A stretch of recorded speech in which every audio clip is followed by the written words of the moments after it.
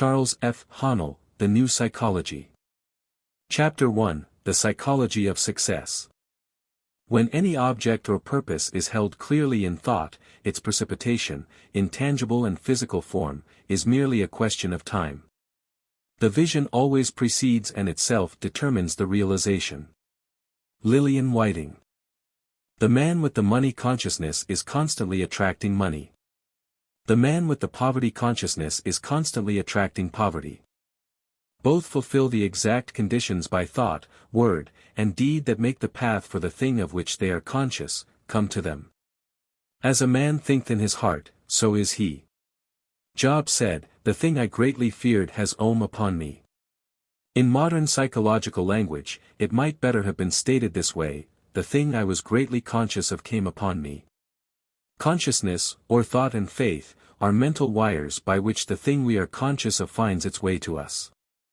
The family that expects burglars is the family that attracts burglars. The person who has no fear or consciousness of burglars entering his home is never molested. The highwayman never attacks the absolutely fearless man or person. There is something that forbids him.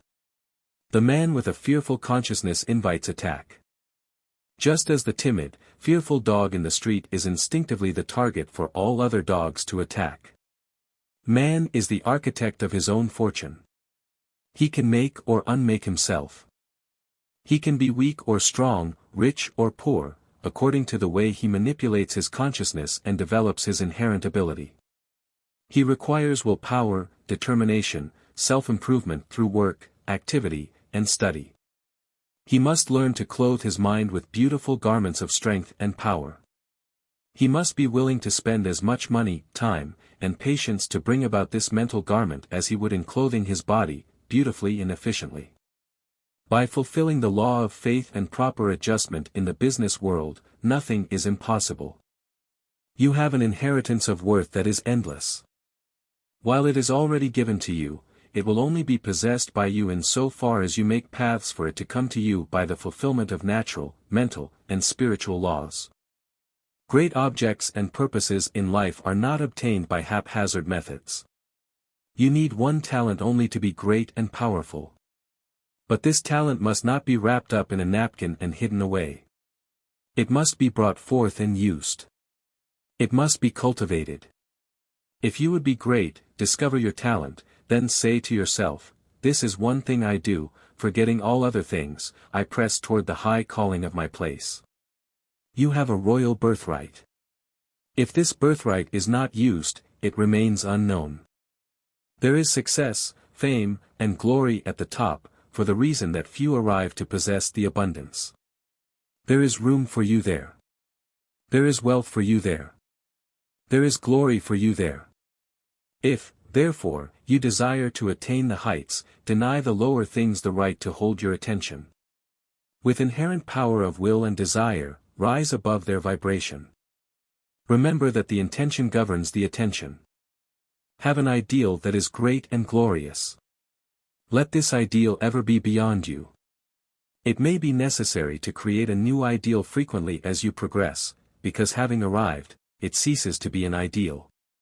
Study your ideal, commune with your ideal, visit with it, dream with it, let your heart be fixed upon it, let your ambition and energy carry you toward it.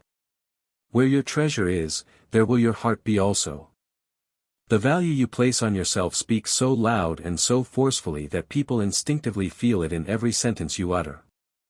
A man's gift maketh room for him and bringeth him before great men. Have faith in yourself and you will find your gift, and your gifts will exalt you and crown you with success. But keep this faith to yourself. Have you a great future mapped out for yourself? Then see that you tell no man, if you would arrive. Have you a great plan or scheme or invention in the process of hatching? Keep it to yourself. If you do not, it will be aborted. These are your private property. Your faith in yourself, your future success, are strictly your private pictures, and no one should be allowed to see them, except yourself. Keep these things in the womb of your brain, and when they are ready to be born, the world will know of them. Every building, great or small, was first a mental idea. From the idea state, it grew into a mental picture. From the mental picture, it grew into a drafting, or drawing on a piece of paper. From the paper, it grew into material expression and form by the erection of a steel or wooden frame, followed with the exterior walls of wood, brick, stone, or cement. This is the method by which a building comes into visible expression. Every building had its mental form first, then the material form. Back of the mental form was the original idea. Ideas come from the realm of the invisible. Ideas accepted and approved become visible. All big business, all great success first existed in big ideas, great plans, and cooperation with the divine mind of the universe. In visualizing, or building mental pictures of your business, always keep within the bounds of reasonable growth and development. A permanent success is usually of moderate growth and development. If you build your mental picture of success larger than reason warrants, you are very sure to fall down with it. Premature success cannot be retained. Visualize one thing until you attain that one thing. Then visualize a larger success until you have attained that. Then a still larger success, always keeping within the bounds of reason and always making allowance for the improbable or unforeseen emergency. At the top there are large opportunities because few men are capable of sufficient self-development, persistence, and faith to climb to the top.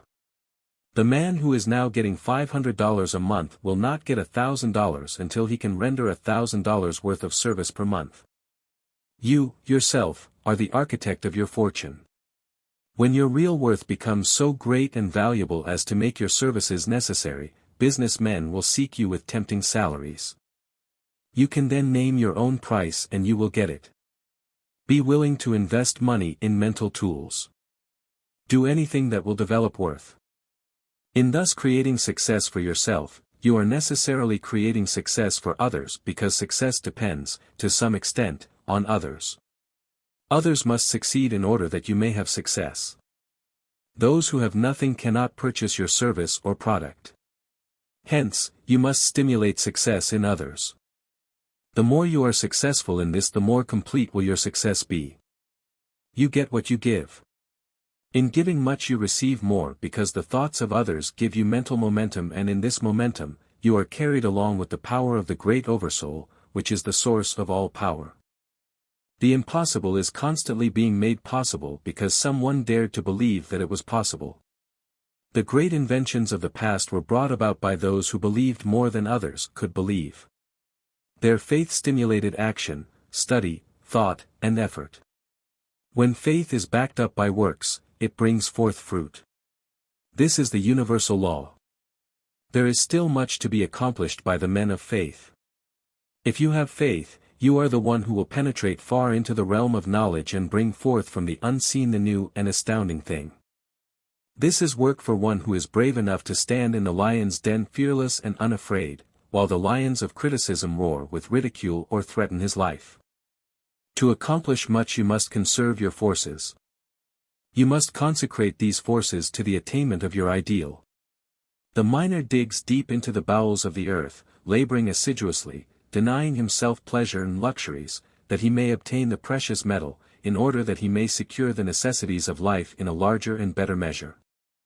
There are mental gold mines, as well as material gold mines. The mental gold mines are penetrated by concentration, diligence, and interpenetrative thought. Thus a man clothes himself with mental gold, which enables him through practical, ingenious, and legitimate methods to attract material wealth. Hard thinking is mental mining, and deep, penetrative thinking enables the thinker to convert gold in the mind into gold in the hand. Mental mining, like gold mining, requires concentration. To concentrate is to fix the attention on a common center. To centralize and intensify attention. To make the mind one-pointed. 100% attention is concentration. Dynamite is concentrated and crystallized energy. Mind becomes dynamic when concentrated. Such a mind accomplishes wonders. The dynamic mind makes a success where others fail. This is true because it evolves and invents means and methods of attracting success. It has power to carry out its plans. The path to success is upward, and in the upward climb, there are many things to be transcended and overcome, which, like gravitation, tend to hold us down. Many educated people are failures because their knowledge is superficial and intellectual, rather than practical and vital. It has therefore not contacted them with the source of power. Many uneducated people have attained success and honor because of that spirit within, which knows no defeat. The impossible is constantly being made possible. To attain the powers of the master mind, you must be free to think, to believe, and to practice. The conscious repetition of any statement, commendatory, or otherwise, calls forth in yourself the very quality expressed in the statement. Give yourself a bad name, defame it, speak evil of it, and it will live up to the reputation you give it. On the contrary, if you will remember that in reality your real self is perfect and ideal, because it is spiritual, and that spirit can never be less than perfect. If you speak well of it and praise it, even though it seems to fail you, it will live up to the good reputation you give it, and you will eventually find that you have indeed found the pearl of great price. The ability to concentrate is the distinguishing mark of genius. It consists in the ability to hold the mind open to the source of limitless knowledge and thus secure mental accuracy, wisdom, knowledge, power, inspiration, and unfoldment, and avoid misdirected and undirected mind power, which are responsible for the many failures in life. Too many enter upon the business of life in a haphazard way without definite aims or purposes. The first consideration in life should be to become familiar with universal laws, which govern the mental and physical planes of existence. Using the simile of electricity, the spirit may be likened unto high-tension power, the mind to a transforming station. When the trolley is off the wire, the condition of man is inert, uncertain, and timid, and if he ventures before he re-establishes this contact, his efforts meet with failure. To know himself psychologically is to know how to make the necessary contact and thus apply the motive power to the problems of life with the greatest success and the least resistance. The difference in men lies in their knowledge of the application of the laws governing this power. Unused power is not unlike hidden gold. It is of no value until discovered and applied. Spiritual power is convertible into any asset. Properly directed, it will accomplish any purpose. This power is the pearl of great price. It is a treasure hidden in the field that a man discovered while plowing, and went and sold all that he had and purchased the field. It is the talent wrapped up in a napkin and hidden away that men must discover and uncover in order to accomplish anything of value. This pearl of great price may be secured through the exercise of persistent, intelligent, and well-directed effort. Man is an epitome of all the law, force, and manifestation of nature. The telephone, camera, flying machine, typewriter, all have their representation in the complex nature and makeup of man. It still remains true that the greatest study of mankind is man. Man is twofold in his nature, namely, spirit and body. Take away the spirit and there is left an inert mass of earthly matter. The spirit of man has its definite laws of operation and manifestation. The study of these laws is called psychology. Psycho means soul, ology means information, philosophy, or law. Psychology is, therefore, the science of the soul. A practical application of the laws governing in this science will enable you to find the solution to any problem in life and thus save yourself from many unhappy experiences. When we say that a man puts his whole spirit into his work, we mean that he allows his spirit to direct the work he is doing. All work, all art, in fact, all undertakings in life must have soul in them to be successful. Soul and spirit are practically synonymous terms, and the laws governing them are as definite, certain, and unerring in their result as the law of mathematics. Any person without the knowledge of geography and without the compass would have great difficulty in finding a foreign country or city. But with knowledge of geography, possession of a compass, and the necessary means of travel, he could readily find such a destination.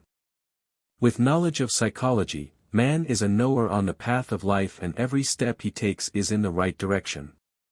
Thus may he avoid the loss of both time and money, and to a very large extent control the conditions and experiences with which he is to meet in life. The universal law is always the same, so far as offspring is concerned, each bringing forth after its own kind. This is true on the spiritual as well as on the physical plane.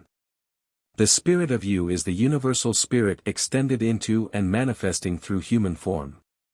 You are a branch of the infinite one in the same sense that a twig is a member of a tree or vine. It is of the same nature. Man is more than man. All the possibilities of the divine self await unfoldment through him, just as the unblossomed rose, slumbering in the plant in midwinter, is brought forth in summer by the intelligence of the bush, through growth and effort. The intelligence in the rosebush and all other flowering plants dreams of flowers in the silence.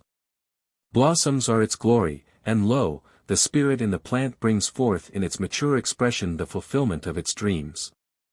So man longs for success, for power, for glory. These are evidences of his oneness with the divine being. These desires are the hunger that shall be fulfilled as soon as he comes into an understanding of the universal law by which he is governed. Those who fail are walking in darkness or uncertainty. They are out of touch with the light, or guidance of the universal law. They are doing the will of the personal self rather than of the divine self. They have not yet obtained the knowledge that makes them free. The psychology of old ideals must pass. Behold, I create all things new. A psychology of new ideals is coming, and up to the present America has furnished the greatest example of that newer, diviner plan.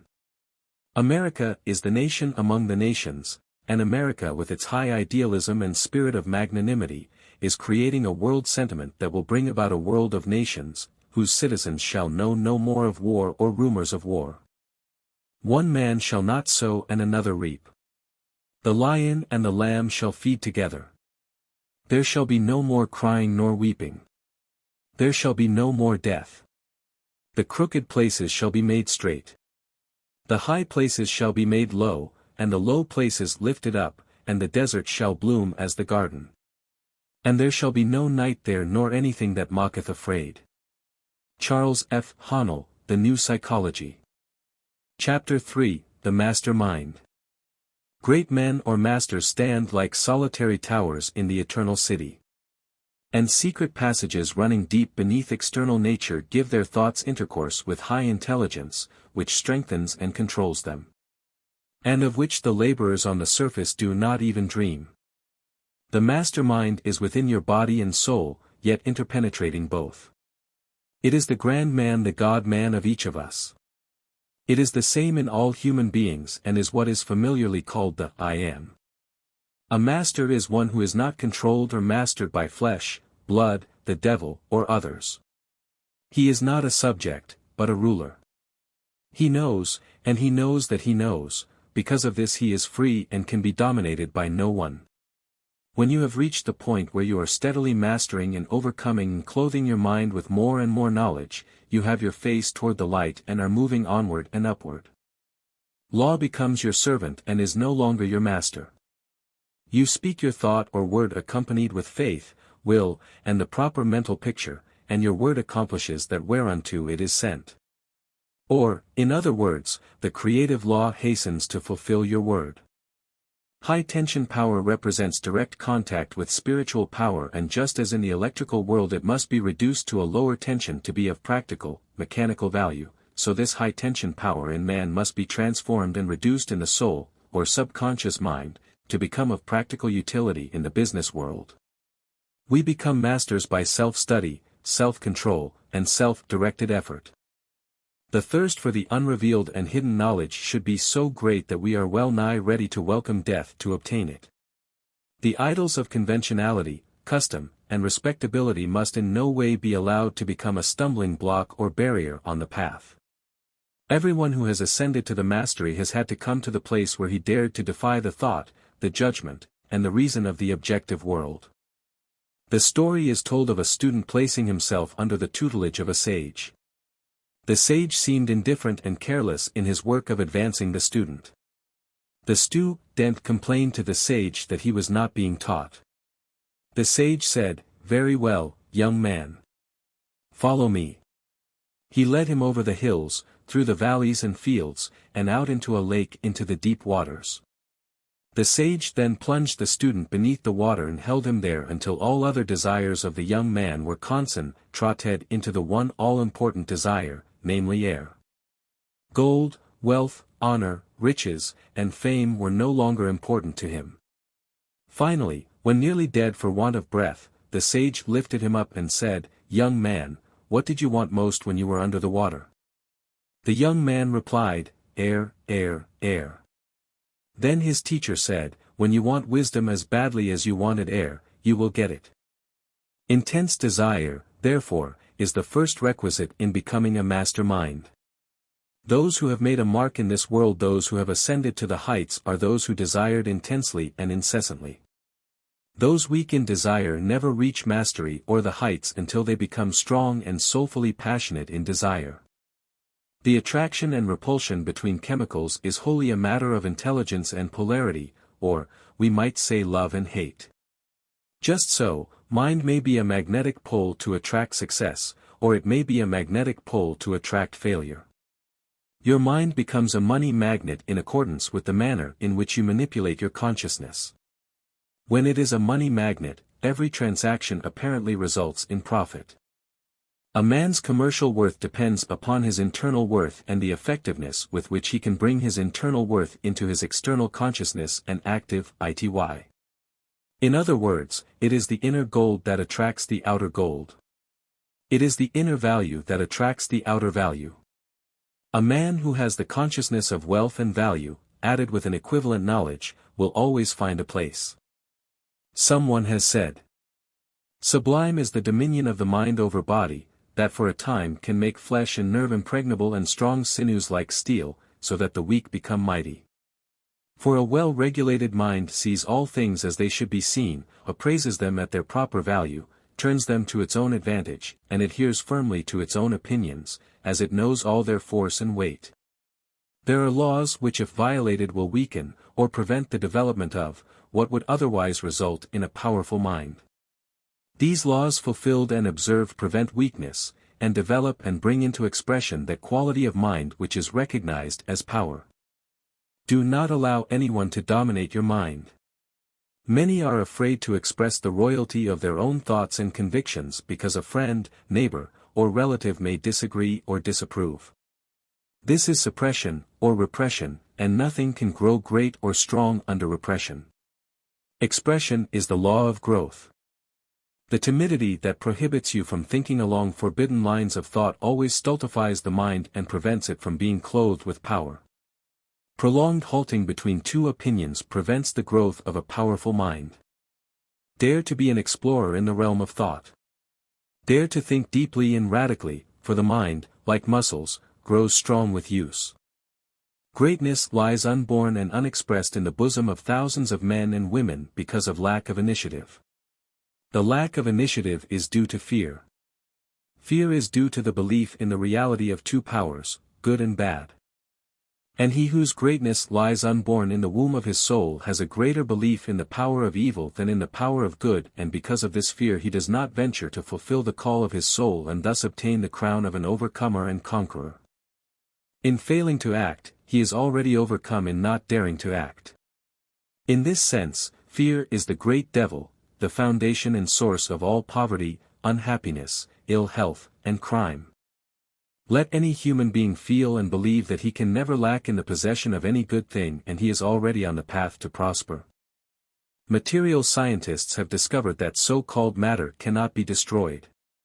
Its form may be changed, it can be reduced to invisibility, but it still exists. If every ton of inflammable substance were consumed by fire, the planet would weigh exactly the same after as it did before, proving that nothing can be destroyed. The form is changed, but the matter still exists in other forms. This itself is evidence that matter is eternal and indestructible. If tons of visible substance can be floated out into the atmosphere and become invisible through the disintegrating power of fire, we know that it must be equally true that the invisible can be made visible. This is being proven today by the great nitrate plants. Through electrical vibration they are condensing and crystallizing the nitrogen of the atmosphere, and it remains for the inventive mind yet to bring out of the atmosphere the foods that we are now taking out of the earth by the process of cultivation. They who can think far enough and deep enough into the undiscovered realms of knowledge and law as related to electricity and other ethereal forces will be the inventors and discoverers whose names will be written in the Hall of Fame. Such men must be free from fear, men unmoved and unswerved by ridicule and derision, men who keep their minds fixed and centered upon one great purpose. Such men press on and on, regardless of what others may think or say. This is initiative, and it is initiative that causes ideals to become real. He who believes that all things are possible, to him all things are possible. Such a believer walks in the path of a master. The light of inspiration shines upon his path, directs his every step, saves him from pitfalls and stumbling blocks, and leads him triumphantly to the heights of victory. Nearly every person who has reached mature life has had various manifestations and experiences that reveal to him the fact that there is a mind in him that knows and reveals facts and events that are beyond the possibility of the normal concept or intellectual plane of mind. These manifestations may come in the form of the still small voice or a vivid, prophetic dream or vision. Many times it comes simply as an impression or feeling. Especially is this true with the successful businessman who acts in accord with the inner voice, or impression, rather than according to appearance or judgments on the external plane, no matter how favorable these judgments may appear to the reasoning mind. These experiences are the inner voice that indicates superior knowledge and wisdom coming to the conscious mind from some mysterious source. It is the same mind that spoke through all the great masters of ancient or modern times. This supermind also knows of green pastures and still waters, figures of abundance and peace. It leads the responsive student, who listens in the silence to its wisdom, and thus he is given opportunities, where without this counselor and guide, he would be overcome with dangers and fruitless efforts and adventures. Solomon, the greatest financier among the kings of Israel, had this superconsciousness connected with his outer consciousness, thus manifesting efficiently in his private, kingly, and financial affairs, so that he became the wealthiest and most glorious king in the house of Israel. Sometimes all other avenues of activity or progress become closed to us, and then moving into this only open avenue we meet with success, which could have been ours much earlier if we had but known something of the voice of the silence. When you have established a unity with the superconscious mind, you have with you a revealer, which in a quiet way makes known to you the heart and intent of all persons who come into your presence. The wolf in sheep's clothing, the devil in the garb of an angel, and the fox in the garb of a gentle dog are revealed to you in a measure sufficient to put you on guard. This all-knowing mind literally becomes a counselor, advocate, and guide. This inner voice, or intuition, will direct you wisely. It will also warn you and find a way of escape in every time of need. In order that this may take place, it is important that you should have seasons of solitude, quietness, or silence in which you should allow no interruptions. Every muscle should be relaxed and the mind withdrawn from all external things and given wholly to a receptive attitude, so that the supermind may come forth into manifestation and energize, illumine, and clarify the outer planes of conscious mind. It is good practice to have a set time or times every day for this silence. You may have other moments of silence, such as a few minutes at your desk, in your parlor, or while riding in the streetcar or train. Do not be discouraged if wonderful things do not occur in the silence. These wonderful things usually occur after the silence rather than in it. Do not do the thinking yourself, but let the Infinite One think through you and for you. At first, when thoughts begin to come, they may not be very clear or very correct. Just listen. As the stream of thought flows on, it clarifies itself, and in a few moments you will be receiving wisdom that will help you in your life and work. If you seem to receive no conscious thought at all, you may be sure that it is being registered on the subconscious mind and will be brought forth into the conscious mind when needed. In the silence you become illuminated and inspired and are no longer as experimenter or speculator on the path of life. In the silence, your experiences will be of a character pertinent to your evolution and unfoldment. Some will catch fertile thoughts and plans, others will have a feeling or impulse to do or not to do the thing they contemplate. The idea and purpose of the silence is to make connection with the great storehouse of wisdom to be charged with magnetic vibrations according to your specific need, much the same as charging an electrical storage battery. Thus, when you are low on wisdom, energy, or tact, go into the silence and replenish yourself. This is charging yourself with power, so that you go back into the business world richly supplied with energy. It is, thus, that you may go victoriously forward. There are but few who find the path that really leads to the Holy Grail. It is a secret trail. The entrance is obscured. The careless, shiftless, non-concentrated mind passes it by. They who practice the silence discover the entrance. They reach their goal. A razor blade has penetrative power because of its extremely fine edge. It meets with little resistance in passing through and between the molecules of substance. The concentrated mind is one-pointed, sharp, and penetrative and finds a way through hard problems. It thus dissolves and disintegrates the seemingly impossible. Many a perplexed businessman has turned the tide of failure into success by devoting a few minutes each day to silent meditation in his place of business. This accomplishes two purposes. It puts him into tune with the universal law and places the law of attraction into operation, which acts as a magnet in the same manner that honey in the blossom draws the honey bee.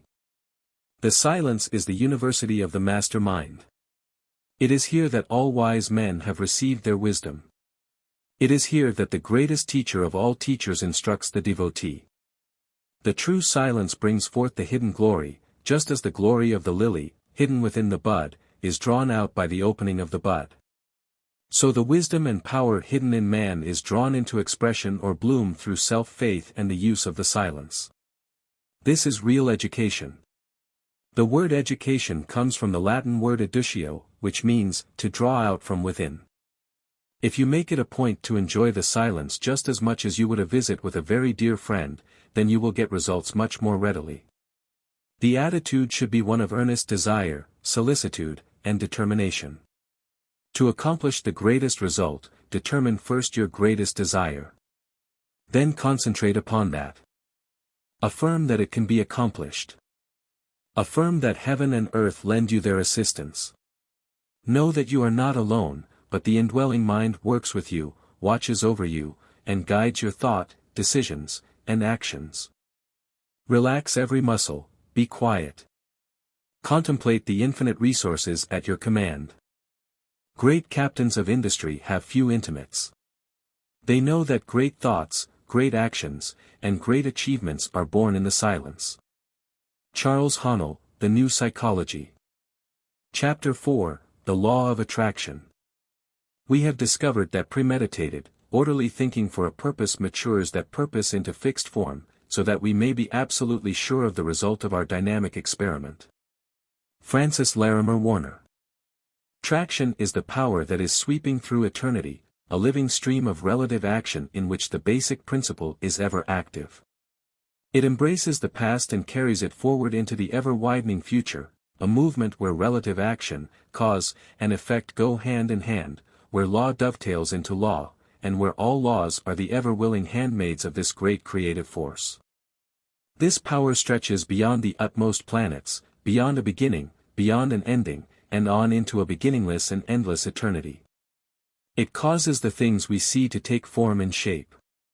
It brings the fruit from the blossom and the sweetness from the honey. It measures the sweep of the countless orbs.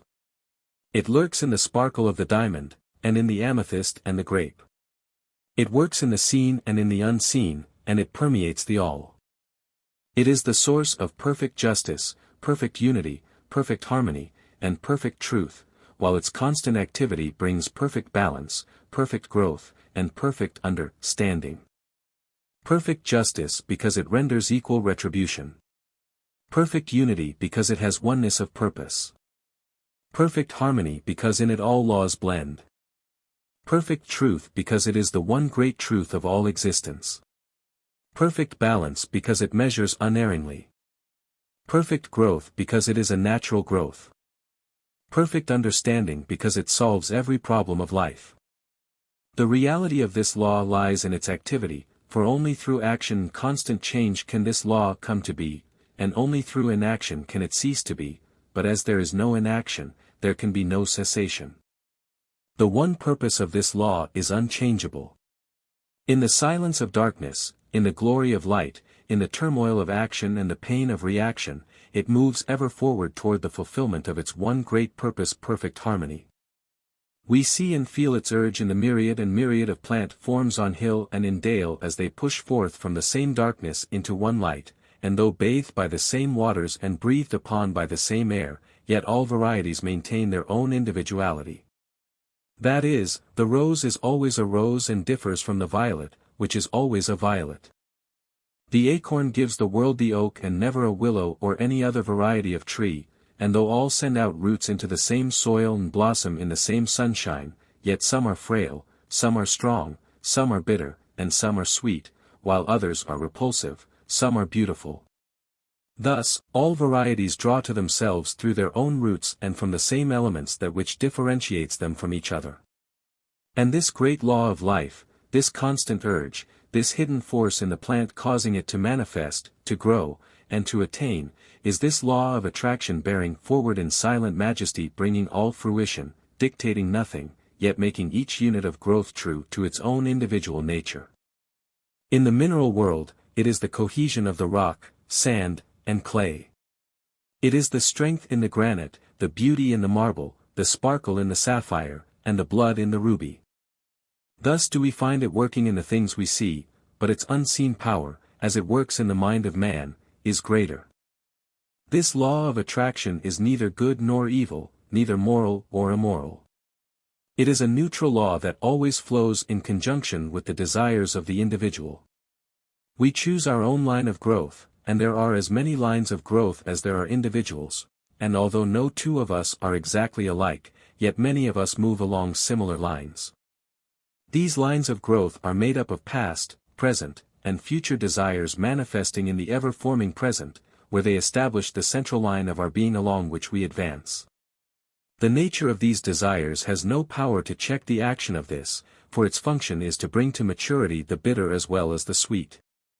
An illustration of the neutrality and action of this law is found in the grafting of an apple tree bud into a wild crab tree, where we find in due time eatable and uneatable fruits growing together on the same tree. That is, wholesome and unwholesome fruits nourished and brought to maturity by the same sap. In applying this illustration to ourselves, we find that the cultured apples and the wild crabs represent our different desires, while the sap represents this law of growth. Just as the sap bring to maturity the different kinds of fruit, just so will this law bring to fruitfulness our different kinds of desires.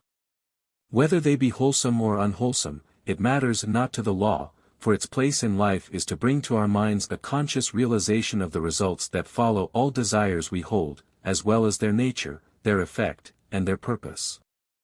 In man's division of the law, we come in contact with a larger activity, one that is utterly unknown to the primitive mind, which leads us to a conscious awakening of a newer power in a larger field of action. In other words, a larger truth, a greater understanding, and a deeper insight. We are touching a greater reality, for let us understand that reality lies in activity and not outside of it. To exist is to be alive to the action of the laws about us. The hidden urge in the plant is its reality and not the outer form we see. True knowledge comes to us through our own activities, borrowed knowledge through the activities of others. Both together evolve our intellects. And slowly we are forming a unique self, an individualizing unit. As we move out into the power of our growing intellects into an ever-moving consciousness, we are learning to seek for the wherefore and why of things, and in this search we think and imagine that we are original, when in fact we are only students of established beliefs, notions, and facts gathered throughout generations of tribal and national life. We live in a state of fear and uncertainty until we find and make use of the unvarying uniformity running through all laws. This is the central truth that we must know and use before we can become masters of self, or masters of conditions. The law of growth ripens collectively, for its one function is, to act upon that which we give it to act upon. As the nature of the cause governs the effect, so does the thought precede and predetermine action. Each one must use this law knowingly and consciously, otherwise we use it blindly. use it we must. In our growth from primitive man to conscious man, there are three seeming divisions or sections. First, our growth through the savage or unconscious state, second, our growth through the intellectual and conscious growing state, and third, our growth into unconscious recognition of our conscious state. We all know that the bulb must first send out roots before it can send out shoots, and it must send out shoots before it can come to blossom in the sunlight. It is just so with us. Like the plant, we must first send out roots, our roots are our thoughts, before we can evolve from our primitive or animal bulb-like state into the intellectual and conscious growing state. Next we, like the plant, must send forth shoots before we can evolve from a purely intellectual state of conscious growing into a conscious state of conscious knowing. Otherwise, we would always remain only creatures of the law and never masters of the law. Lastly, we, like the plant, must individualize, must come to full bloom. In other words, we must give forth the radiating beauty of a perfected life. We must stand revealed to ourselves and to others as a unit of power and a master over those laws that govern and control our growth. Each has a force within itself, and this force is the action of law set into activity by ourselves. It is through this consciousness that we begin to master laws and to bring results through our conscious knowledge of their operation. Life is a rigid conformity to laws, where we are the conscious or unconscious chemists of our own life.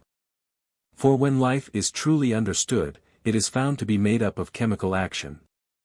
As we breathe in oxygen, chemical action takes place in our blood; as we consume food and water, chemical action takes place in our digestive organs; in our use of thought, chemical action takes place in both mind and body; in the change called death, chemical action takes place and disintegration sets in, so we find that physical existence is chemical action.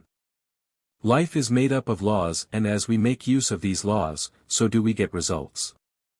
If we think distress, then we get distress; if we think success, then we get success. When we entertain destructive thought, we set up a chemical action that checks digestion, which in turn irritates other organs of the body and reacts upon the mind, causing disease and sickness. When we worry, we churn a cesspool of chemical action, causing fearful havoc to both mind and body.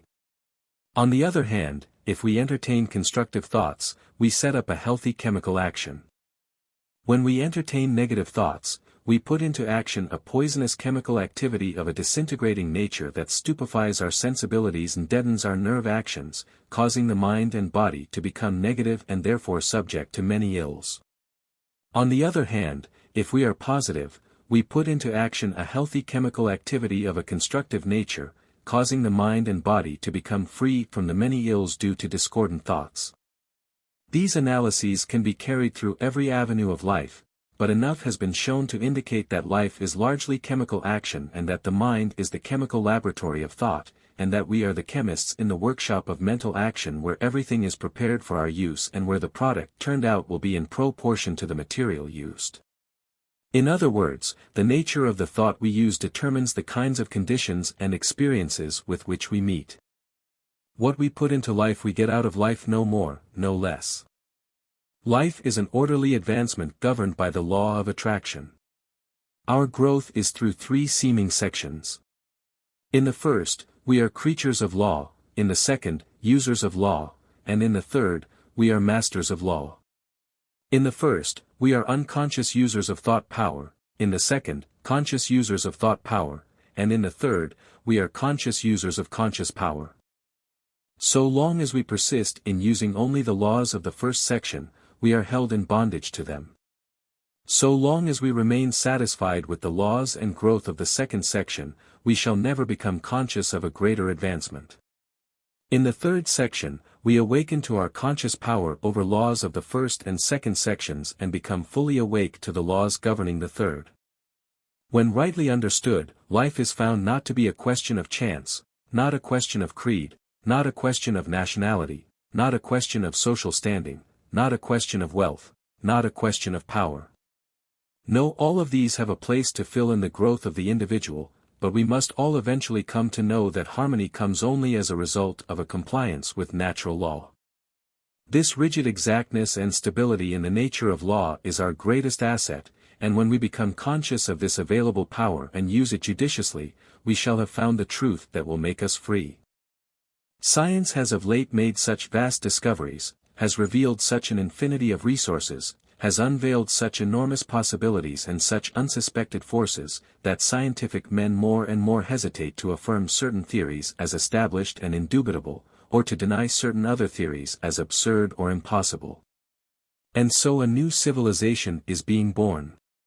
Customs, creeds, and cruelty are passing, vision, faith, and service are taking their place.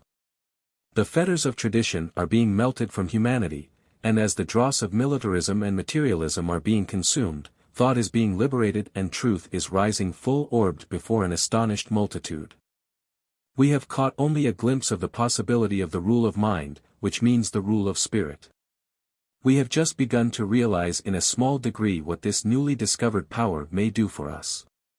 That it can bring success in this world's affairs is beginning to be understood and practiced by thousands. The whole world is on the eve of a new consciousness, a new power, and a new realization of resources within the self. The last century saw the most magnificent material progress in history. May the new century produce the greatest progress in mental and spiritual power. Thought is deeper than all speech, feeling deeper than all thought, soul to soul can never teach at unto itself is taught. Charles F. Haanel, The New Psychology. Chapter 5, The Universal Mind. How to master the thought machinery to meet one's desire is not as difficult as it may appear to be to those unacquainted with true mental discipline. That a man can change himself, improve himself, recreate himself, control his environment, and master his own destiny is the conclusion of every mind who is wide awake to the power of right thought in constructive action. Larson. The nervous system is matter. Its energy is mind. It is therefore the instrument of the universal mind. It is the link between matter and spirit, between our consciousness and the cosmic consciousness. It is the gateway of infinite power.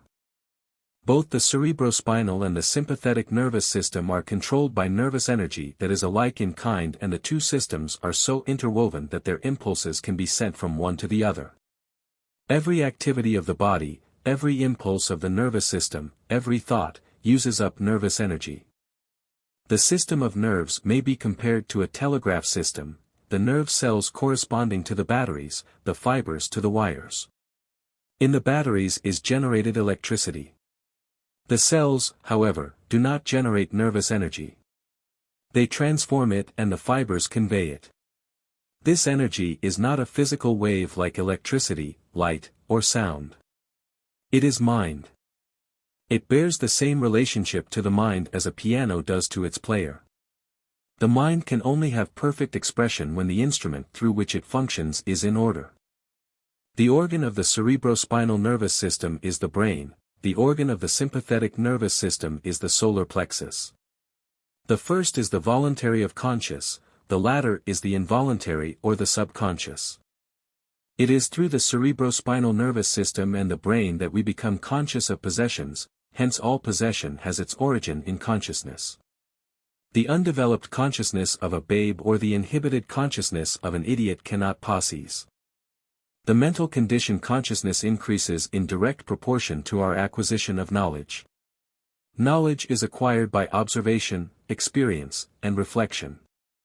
We become conscious of these possessions by the mind, so that we recognize that possession is based on consciousness. This consciousness we designate the world within. Those possessions of form that we acquire are of the world without. That which possesses in the world within is mind. That which enables us to possess in the world without is also mind. Mind manifests itself as thoughts, mental pictures, words, and actions. Thought is therefore creative. Our power to use thought to create the conditions, surroundings, and other experiences of life, depends upon our habit of thinking. What we do depends upon what we are is the result of what we habitually think. Before we can do, we must be. Before we can be, we must control and direct the force of thought within us. Thought is force. There are but two things in the universe, force and form. When we realize that we possess this and direct it and by it act on the forces and forms in the objective world, we shall have made our first experiment in mental chemistry. The universal mind is the substance of all force and form, the reality that underlies all. In accordance with fixed laws, from itself and by itself, is all brought into being and sustained. It is the creative power of thought in its perfect expression. The universal mind is all consciousness, all power, and is everywhere present. It is essentially the same at every point of its presence. All mind is one mind. This explains the order and harmony of the universe. To comprehend this statement is to possess the ability to understand and solve every problem of life. Mind has a twofold expression, conscious or objective, and subconscious and subjective. We come into relationship with the world without by the objective mind, and with the world within by the subconscious mind. Though we are making a distinction between the conscious and subconscious minds, such a distinction does not really exist, but this arrangement will be found convenient. All mind is one mind. In all phases of the mental life, there is an indivisible unity and oneness. The subconscious mind connects us with the universal mind, and thus we are brought into direct relationship with all power. In the subconscious is stored up the observations and experiences of life that have come to it through the conscious mind. It is the storehouse of memory. The subconscious mind is a great seed plot, in which thoughts have been dropped, or experiences conveyed by observation, or happenings planted, to come up again into consciousness with the fruitage of their growth. Consciousness is the inner, and thought is the outward expression of power. The two are inseparable.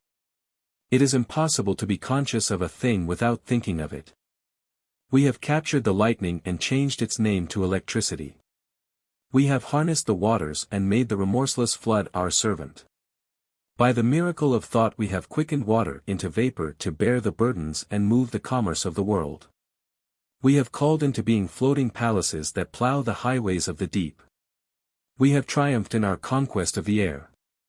Although we have moored in the sylvan archipelago of the Milky Way, we have conquered time and space. When two electric wires are in close proximity, the first carrying a heavier load of electricity than the second will receive by induction some current from the first. This will illustrate the attitude of mankind to the universal mind. They are not consciously connected with the source of power.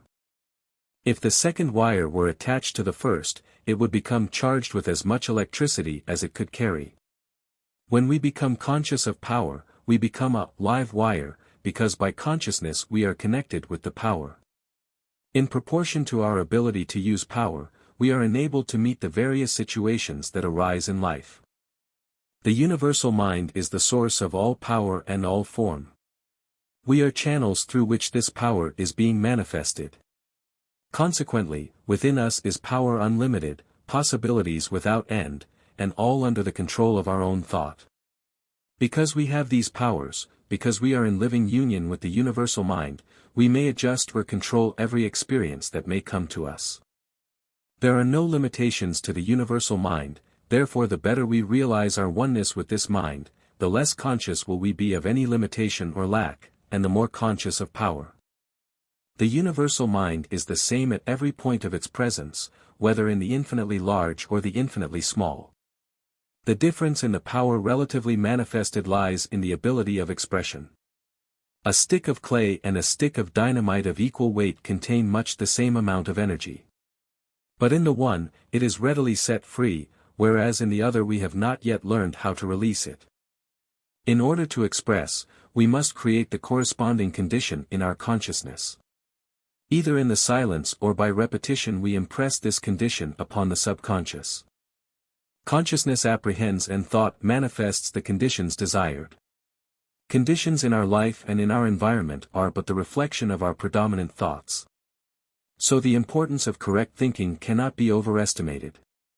Having eyes and seeing not, having ears and hearing not, neither do they understand, is another way of expressing the truth that without consciousness there can be no apprehension. Thought constructively used creates tendencies in the subconsciousness. These tendencies manifest themselves as character. The primary meaning of the word character is an engraved mark, as on a seal, and means the peculiar qualities impressed by nature or habit on a person, which separates the person possessing them from all others. Character has an outward and an inward expression. The inward being purpose, and the outward ability. Purpose directs the mind towards the ideal to be realized, the object to be accomplished, or the desire to be materialized. Purpose gives quality to thought. Ability is the capacity to cooperate with omnipotence, although this may be done unconsciously. Our purpose and our ability determine our experiences in life. It is important that purpose and ability be balanced. When the former is greater than the latter, the dreamer is produced. When ability is greater than purpose, impetuosity is the result, producing much useless activity. By the law of attraction, our experiences depend upon our mental attitude.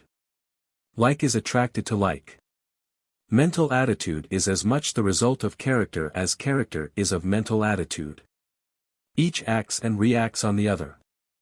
Chance, fate, luck, and destiny seem to be blind influences at work behind every experience. This is not so, but every experience is governed by immutable laws, which may be controlled so as to produce the conditions that we desire. Everything visible and tangible in the universe is composed of matter, which is acted upon by force. As a matter is known to us by its external appearances, we shall designate it as form. Form may be divided into four classes. That possessing form only, or the inorganic, as for example iron or marble. Form that is living, or the organic, as for example plants and the vegetable world in general. Form that has both sensation and voluntary motion, as in animals. Form that in addition to sensation and voluntary motion is conscious of its own being and its possessions, as man. The fundamental principle underlying every successful business relation or social condition is the recognition of the difference between the world within and the world without, the subjective world and the objective world. Around you, as the center of it, the world without revolves.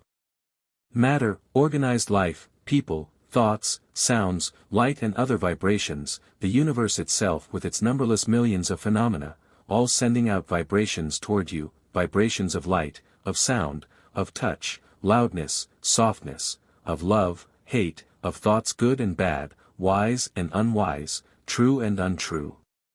These vibrations are directed toward you, your ego, by the smallest, as well as by the greatest, the farthest, and the nearest.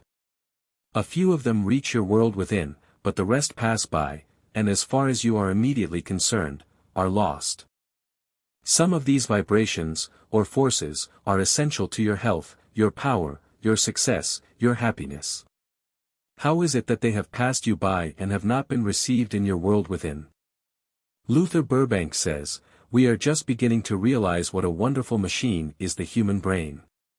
We are at the threshold of knowledge, but until yesterday we were outside. The human race has been broadcasting and receiving, perhaps millions of years, without knowing, but suffering all the while from bad thoughts received, and inflicting suffering by bad thoughts sent. The radio, while but a very simple instrument as compared with the brain, is helping us to understand what the brain is capable of doing and is doing. Those who are familiar with the radio know what jamming means: the crowding into a narrow wave belt of a great many sending stations, all operating at once.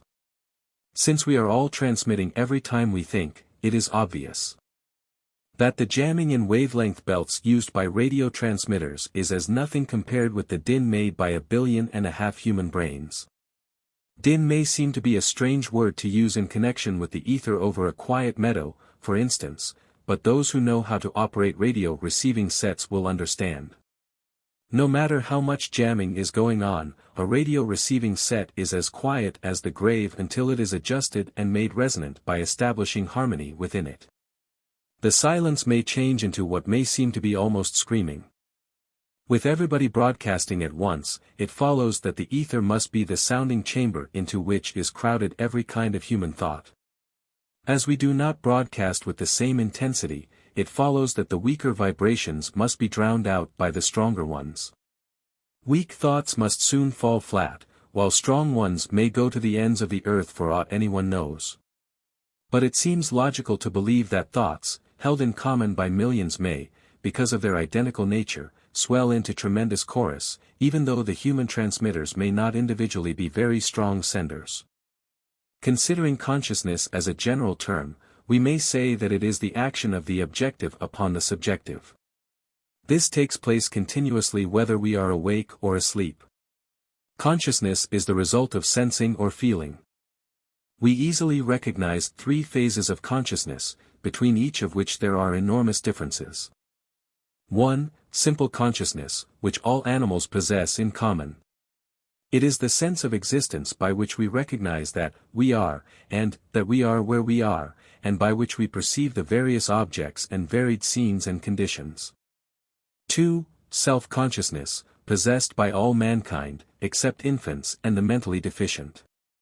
This gives us the power of self-contemplation, i.e., the effect of the world without upon our world within. Self contemplates self. Amongst many other results, language has thus come into existence, each word being a symbol for a thought or an idea. 3. Cosmic consciousness. This form of consciousness is as much above self-consciousness as self-consciousness is above simple consciousness. It is as different from either as sight is different from hearing or touch. A blind man can get no true notion of color, however keen his hearing or sensitive his touch. Neither by simple consciousness nor by self-consciousness can one get any notion of cosmic consciousness. It is not like either of them any more than sight is like hearing. A deaf man can never learn of the value of music by means of his senses of sight or of touch. Cosmic consciousness is all forms of consciousness. It overrides time and space, for apart from the body in the world of matter, these do not exist. The immutable law of consciousness is that in the degree that the consciousness is developed, so is the development of power in the subjective and its consequent manifestation in the objective. Cosmic consciousness is the result of the creation of the necessary conditions, so that the universal mind may function in the direction desired. All vibrations in harmony with the ego's well-being are caught and used. When the truth is directly apprehended, or becomes a part of consciousness, without the usual process of reasoning or observation, it is intuition. By intuition, the mind instantly perceives the agreement or the disagreement between two ideas. The ego always so recognizes truth. By intuition the mind transforms knowledge into wisdom, experience into success, and takes into the world within the things that have been waiting for us in the world without. Intuition, then, is another phase of the universal mind that presents truth as facts of consciousness. Charles Haanel, The New Psychology. Chapter 6, The Conscious Mind.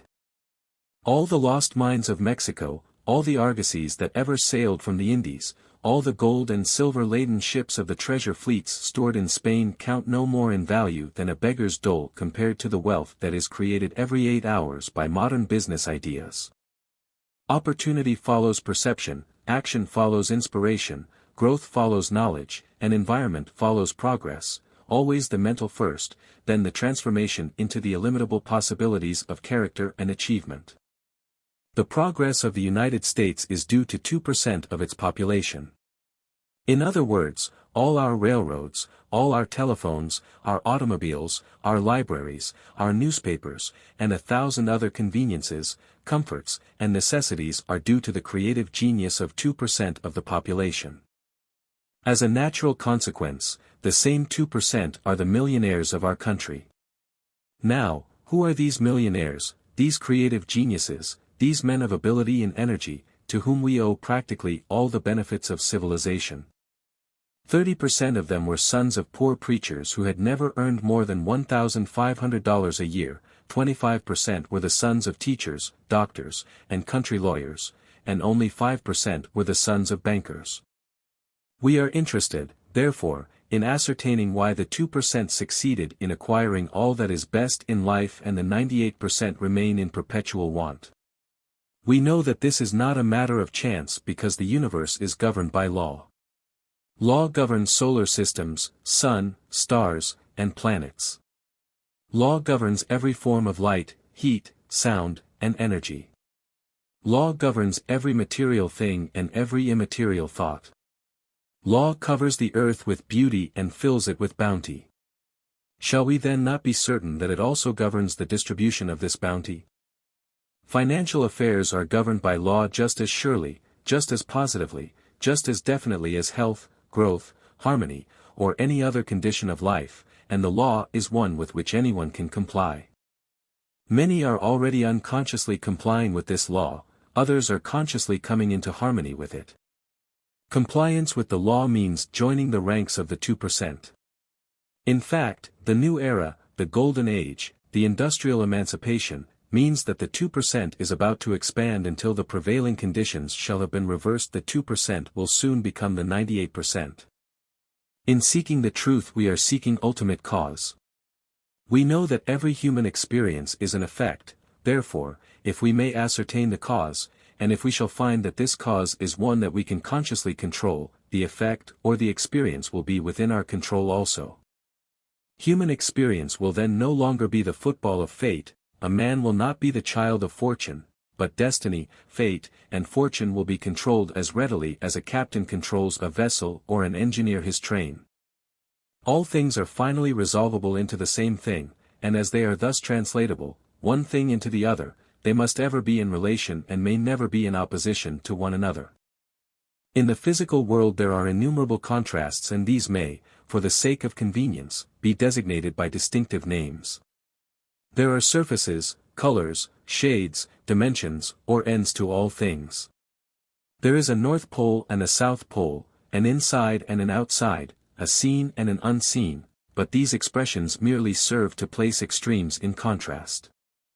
They are names given to two different parts or aspects of the same quantity.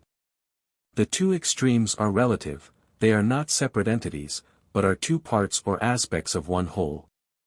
In the mental world we find the same law. We speak of knowledge and ignorance, but ignorance is but a lack of knowledge and is therefore found to be simply a word to express the absence of knowledge.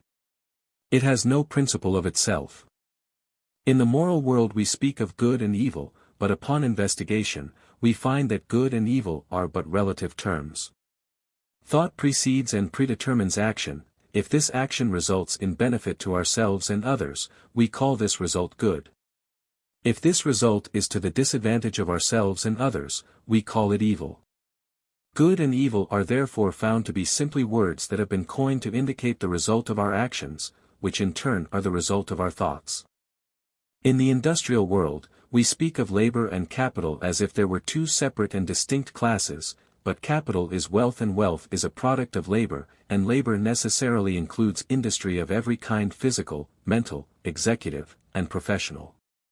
Every man or woman who depends in whole or in part for his or her income upon the results of his or her effort in the industrial world must be classed as labor. We therefore find that in the industrial world there is but one principle, and that is labor, or industry. There are many who are seriously and earnestly trying to find the solution to the present industrial and social chaos, and we hear much of production, waste, efficiency, and sometimes something in regard to constructive thinking.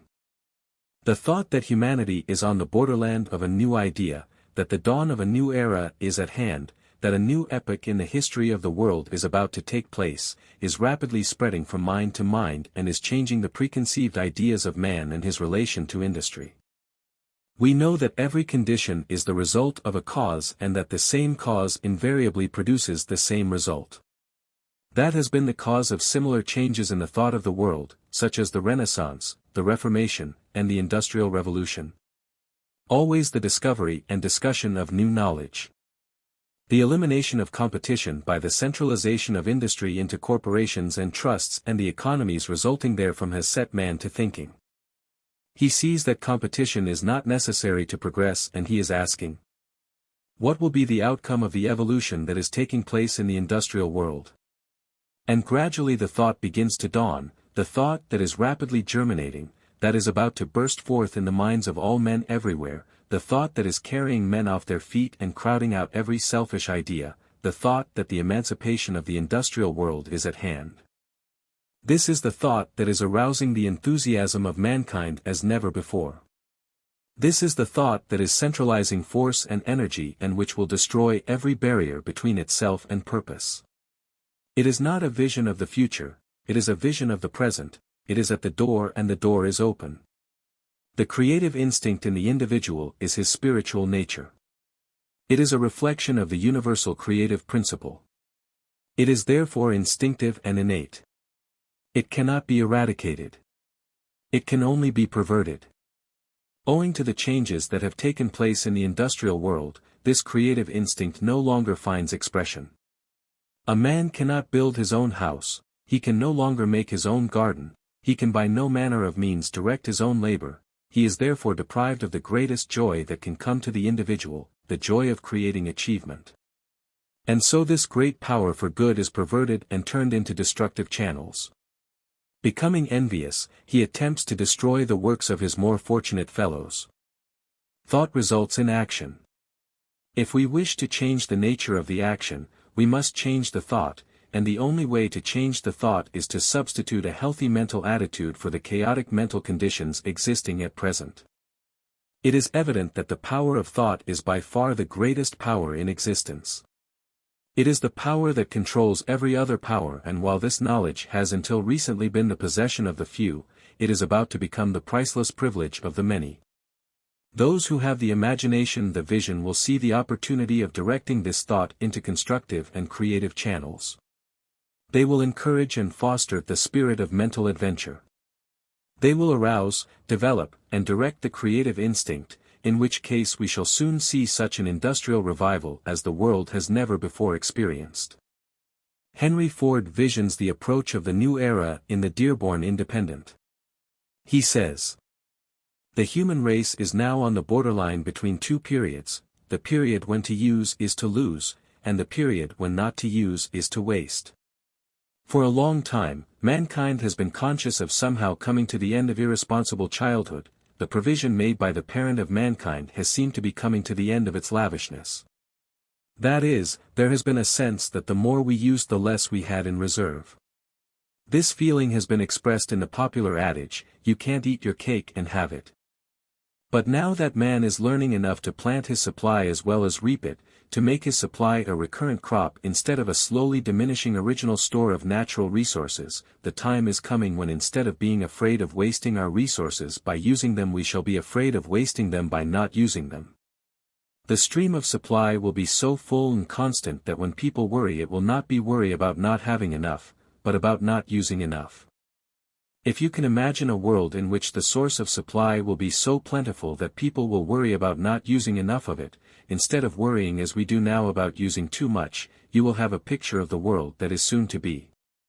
We have long depended on the resources which nature long ago stored up, the resources which can be exhausted. We are entering an era when we shall create resources which shall be so constantly renewed that the only loss will be not to use them. There will be such a plenteous supply of heat, light, and power that it will be sin not to use all we want. This era is coming in now, and it is coming by way of water. With the fuel question settled, and the light question settled, and the heating question settled, and the power question settled, on such terms as actually liberate the whole world from the crushing weight of these four great burdens, and not only that, but with the whole fuel and light and heat and power situation turned around so that people will have to use all that they want, in order to prevent waste, don't you see how economic life will swing loose and breathe deeply, as if a new spring day had dawned for humanity? That is the era we are approaching. There is no question about that. There will be, of course, the usual preliminary skirmish between selfishness and service, but service will win.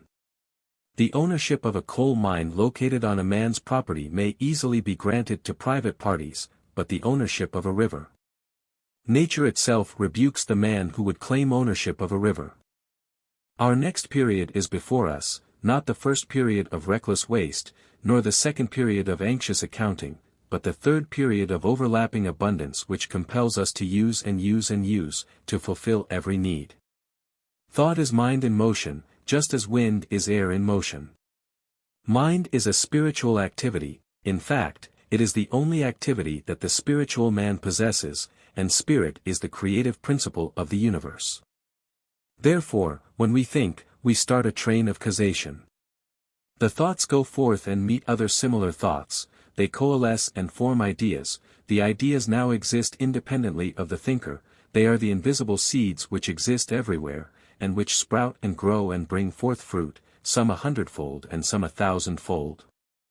We have been led to believe, and many still seem to think, that wealth is something very material and tangible that we can secure and hold it for our own exclusive use and benefit. We somehow forget that all the gold in the world only amounts to a very few dollars per capita. The entire supply of gold for the world is only $8 billion. This includes all the gold coined or in bars in the various banks or government treasuries of the world. This quantity of gold could be easily contained in a 60-foot cube. If we depended upon the supply of gold it would be exhausted in a single day, and yet with this as a basis we spend hundreds and thousands, millions, and now billions, of dollars daily, and yet the original supply of gold is not altered. The gold is simply a measure, a rule. With one ruler we may measure thousands and hundreds of thousands of feet, so with one $5 bill hundreds and thousands and millions of people may have the use of it by simply passing it from one to the other. So it is that if we can only keep the tokens of wealth, which we call money, circulating, everyone could have all he or she might want, there need be no lack. The sense of lack comes only when we begin to hoard, when we are seized with fear and panic and fail to give out, to release. It is therefore evident that the only way we can get any benefit from wealth is by its use, and to use it we must give it out so that someone else can get the benefit of it. We are then cooperating for our mutual benefit and putting the law of abundance into practical operation. We also see that wealth is by no means as substantial and tangible as many suppose, but that, on the contrary, the only way to get it is to keep it going. As soon as there is any concerted movement whereby there is any danger of stopping the circulation of this medium of exchange there is stagnation, fever, panic, and industrial death. It is this intangible nature of wealth that makes it peculiarly susceptible to the power of thought and has enabled many men to secure fortunes in a year or two which others could not hope to acquire in a lifetime of effort. This is due to the creative power of mind.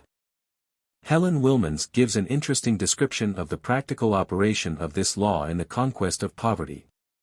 She says, "There is an almost universal reaching out for money. This reaching out is from the acquisitive faculties only, and its operations are confined to the competitive realm of the business world. It is a purely external proceeding, its mode of action is not rooted in the knowledge of the inner life, with its finer, more just, and spiritualized wants. It is but an extension of animality into the realm of the human, and no power can lift it to the divine plane the race is now approaching. For all lifting on this plane is the result of spiritual growth. It is doing just what Christ said we must do in order to be rich. It is first seeking the kingdom or heaven within, where alone it exists. After this kingdom is discovered, then all these things, external wealth, shall be added. What is there within a man that can be called the kingdom of heaven?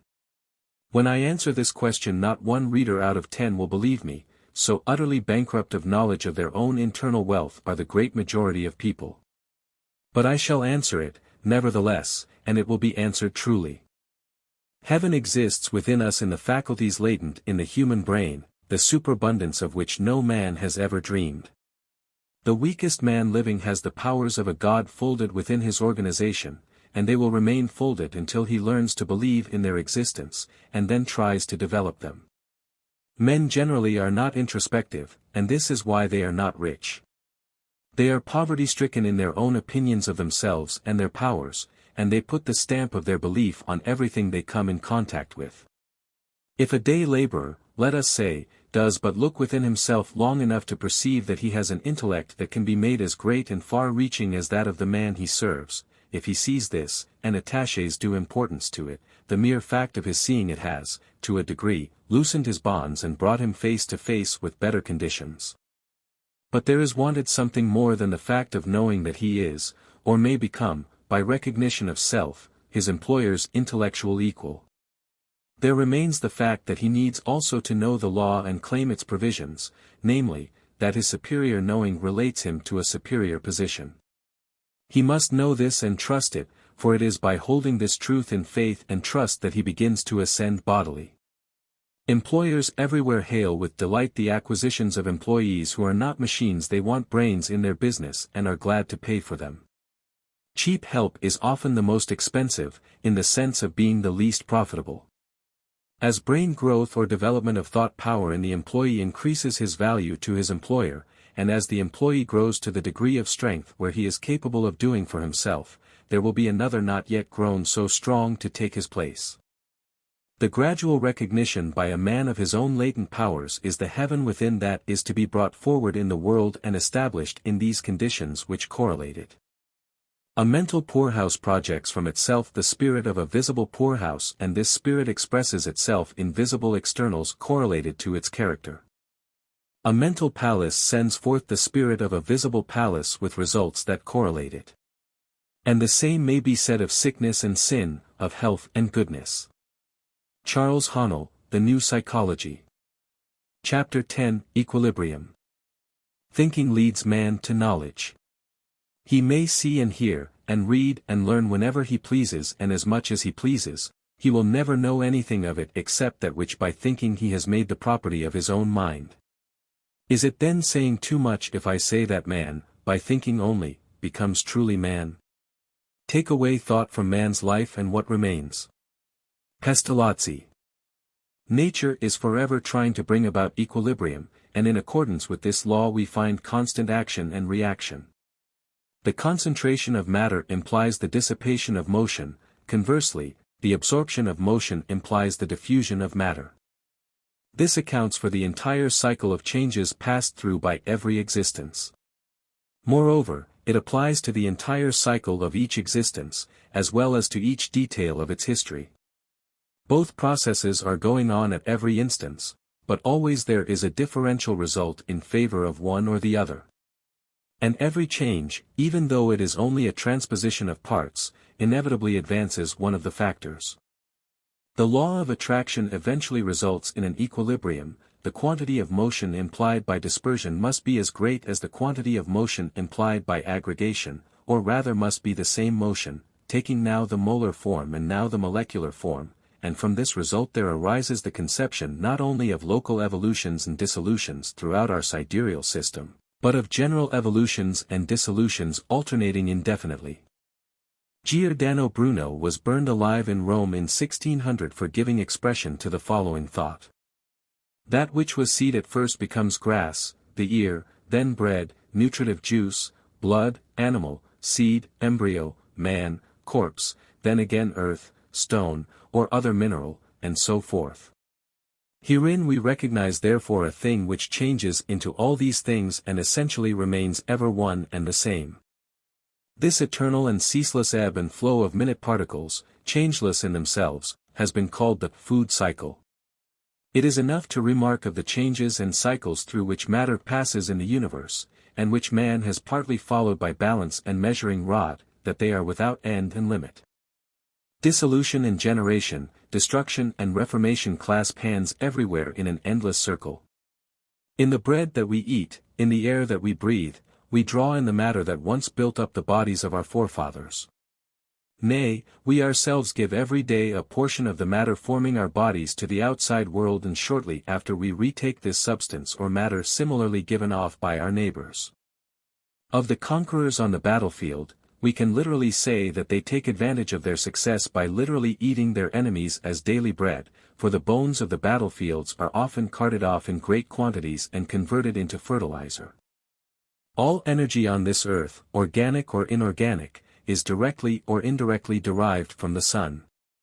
The flowing water, the driving wind, the passing clouds, the rolling thunder, and the flashing lightning, the falling rain, snow, dew, frost, or hail, the growth of plants, the warmth and motion of animal and human bodies, the combustion of wood, of coal, and everything else, is the result of solar energy.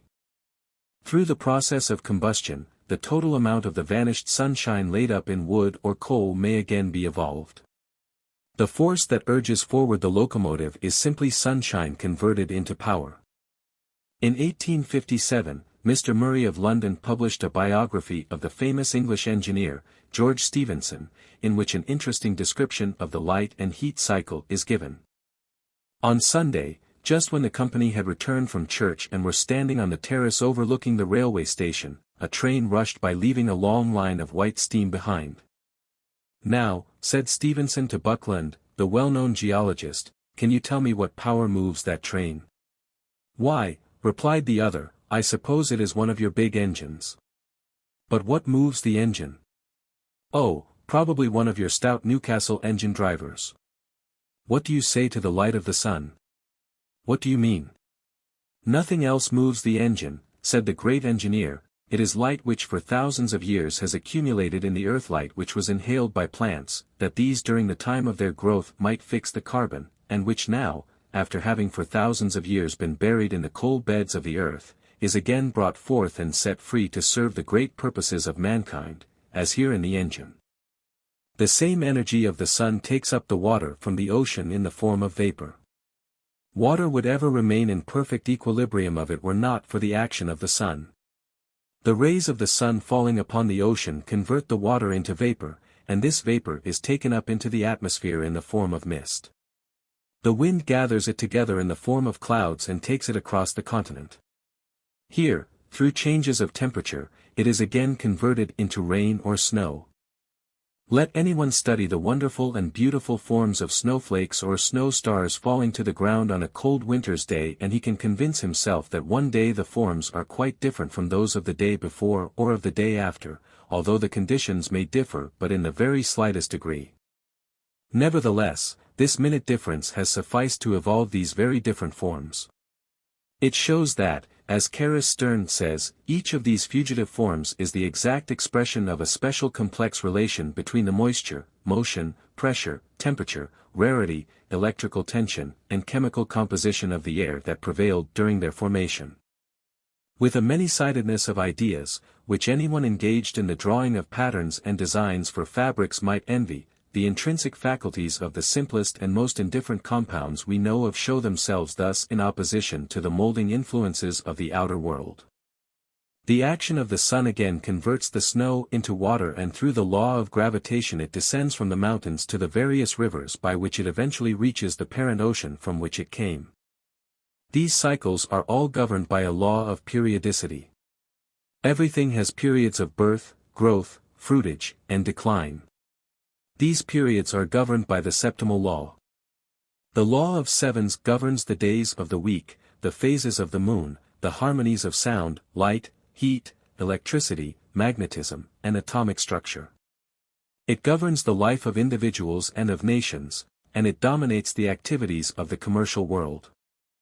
Statisticians know that every period of financial prosperity is followed by a period of depression, and they consequently have no difficulty in foretelling general conditions in the commercial world. We can apply the same law to our own lives and thereby come into an understanding of many experiences that would otherwise appear inexplicable. Life is growth and growth is change. Each 7 years period takes us into a new cycle. The first 7 years is the period of infancy. The next 7 the period of childhood, representing the beginning of individual responsibility. The next 7 represents the period of adolescence. The 4th period marks the attainment of full growth. The 5th period is the constructive period, when men acquire property, possessions, a home and family. The next, from 35 to 42, is a period of reactions and changes, and this in turn is followed by a period of reconstruction, adjustment, and recuperation, so as to be ready for a new cycle of 7s, beginning with the 50th year. There are many who think that the world is just about to pass out of the 6th period, that it will soon enter into the 7th period, the period of readjustment, reconstruction, and harmony, the period that is frequently referred to as the millennium. Numbers are symbols only. They indicate the quantity and quality of energy, and their symbols apply to everything in the universe.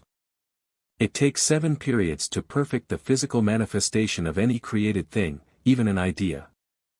Madame Blavatsky, in her Secret Doctrine, and other occultists in other works, tell us that there are 7 great cycles in the development of mankind upon the earth, each of which produces a great race, and each great race, in turn, is subdivided into 7 sub-races.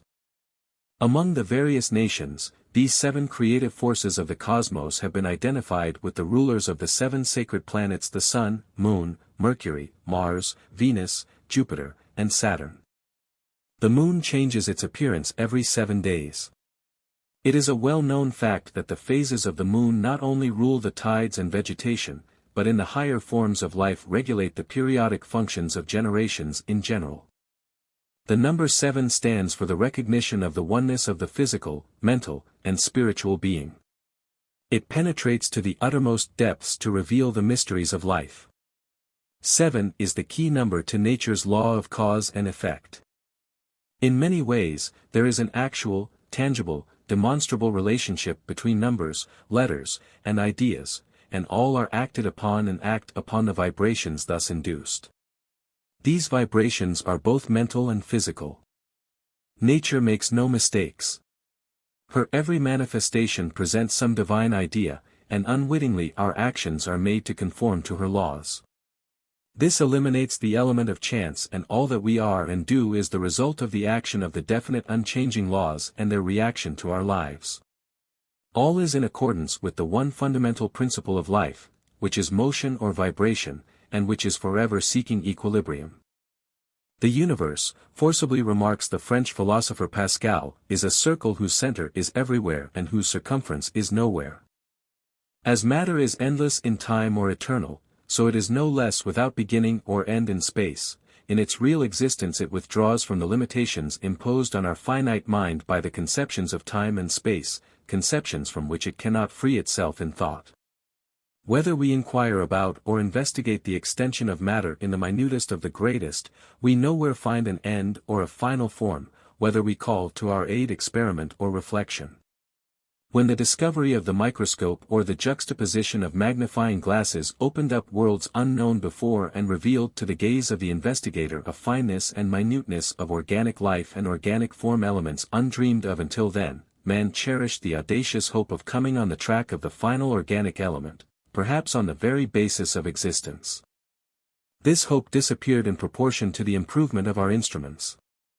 In the 100th part of a drop of water was found a world of organic life, which, by their movements, left no doubt that they were not without the 2 chief marks of animal life, sensation and will.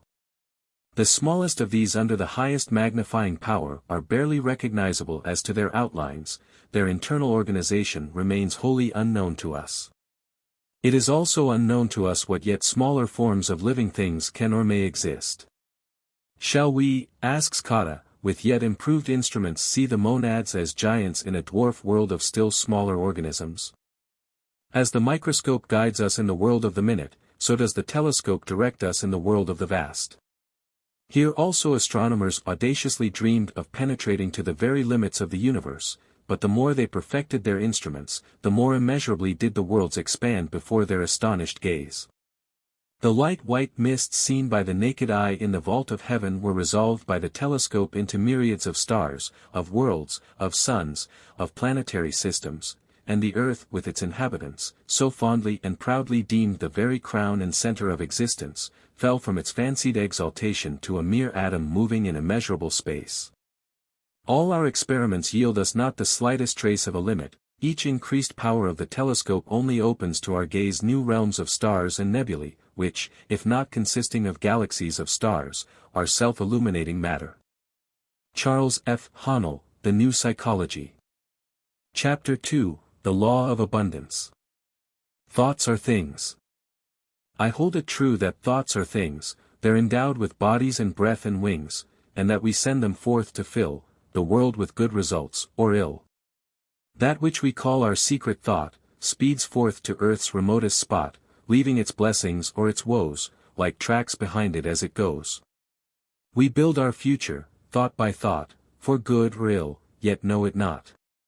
Yet, so the universe was wrought, thought is another name for fate. Choose, then, your destiny and wait, for love brings love, and hate brings hate. Henry Van Dyke. Abundance is a natural law of the universe. The evidence of this law is conclusive, we see it on every hand. Everywhere nature is lavish, wasteful, and extravagant. Nowhere is economy observed in any created thing.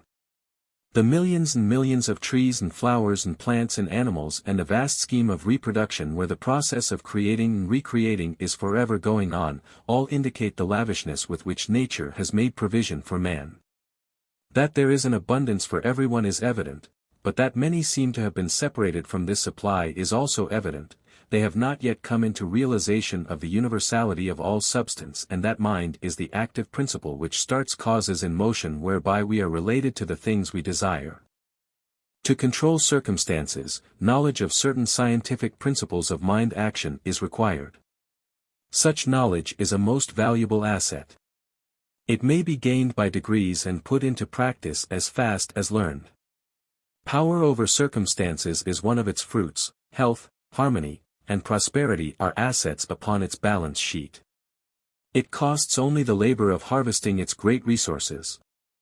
All wealth is the offspring of power. Possessions are of value only as they confer power. Events are significant only as they affect power. All things represent certain forms and degrees of power. The discovery of a reign of law by which this power could be made available for all human efforts marked an important epoch in human progress. It is the dividing line between superstition and intelligence. It eliminated the element of caprice in men's lives and substituted absolute, immutable universal law. Knowledge of cause and effect as shown by the laws governing steam, electricity, chemical affinity, and gravitation enables man to plan courageously and to execute fearlessly. These laws are called natural laws, because they govern the physical world. But not all power is physical power. There is also mental power, and there is moral and spiritual power.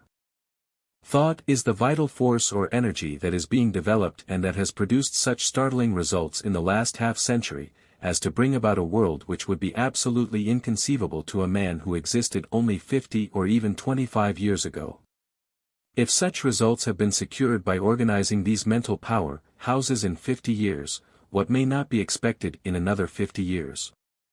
Some will say if these principles are true, why are we not demonstrating them? As the fundamental principle is obviously correct, why do we not get proper results? We do. We get results in exact accordance with our understanding of the law and our ability to make the proper application. We did not secure results from the laws governing electricity until someone formulated the law and showed us how to apply it.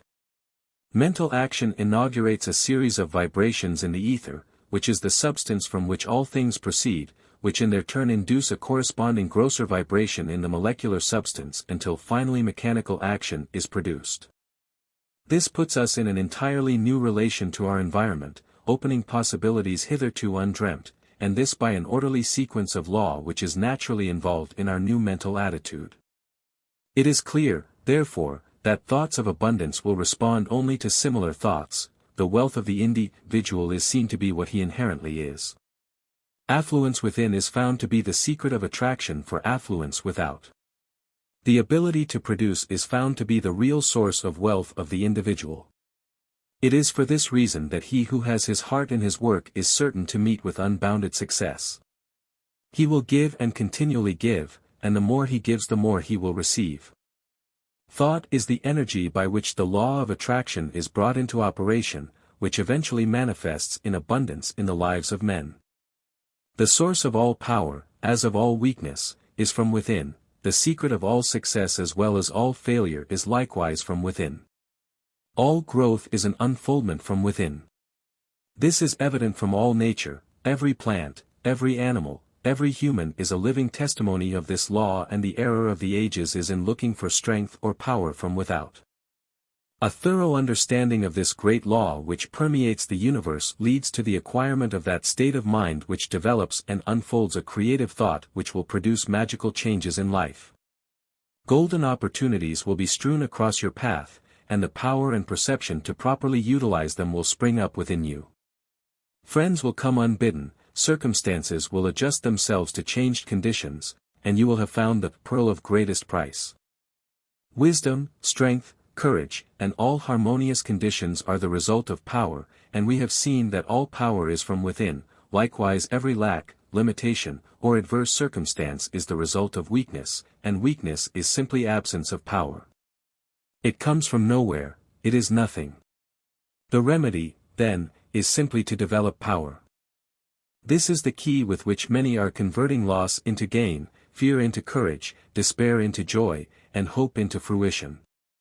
This may seem to be too good to be true, but remember that within a few years, by the touch of a button or the turn of a lever, science has placed almost infinite resources at the disposal of man. Is it not possible that there are other laws containing still greater possibilities?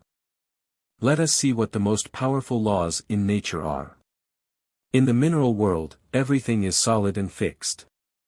In the animal and vegetable kingdom, it is in a state of flux, forever changing, always being created and recreated. In the atmosphere we find heat, light, and energy. Each realm becomes finer and more spiritual as we pass from the visible to the invisible, from the coarse to the fine, from the low potentiality to the high potentiality.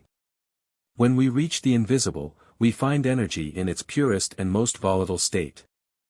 And as the most powerful forces of nature are the invisible forces, so we find that the most powerful forces of man are his invisible forces, his spiritual force, and the only way in which the spiritual forces can manifest is through the process of thinking. Thinking is the only activity that the spirit possesses, and thought is the only product of thinking.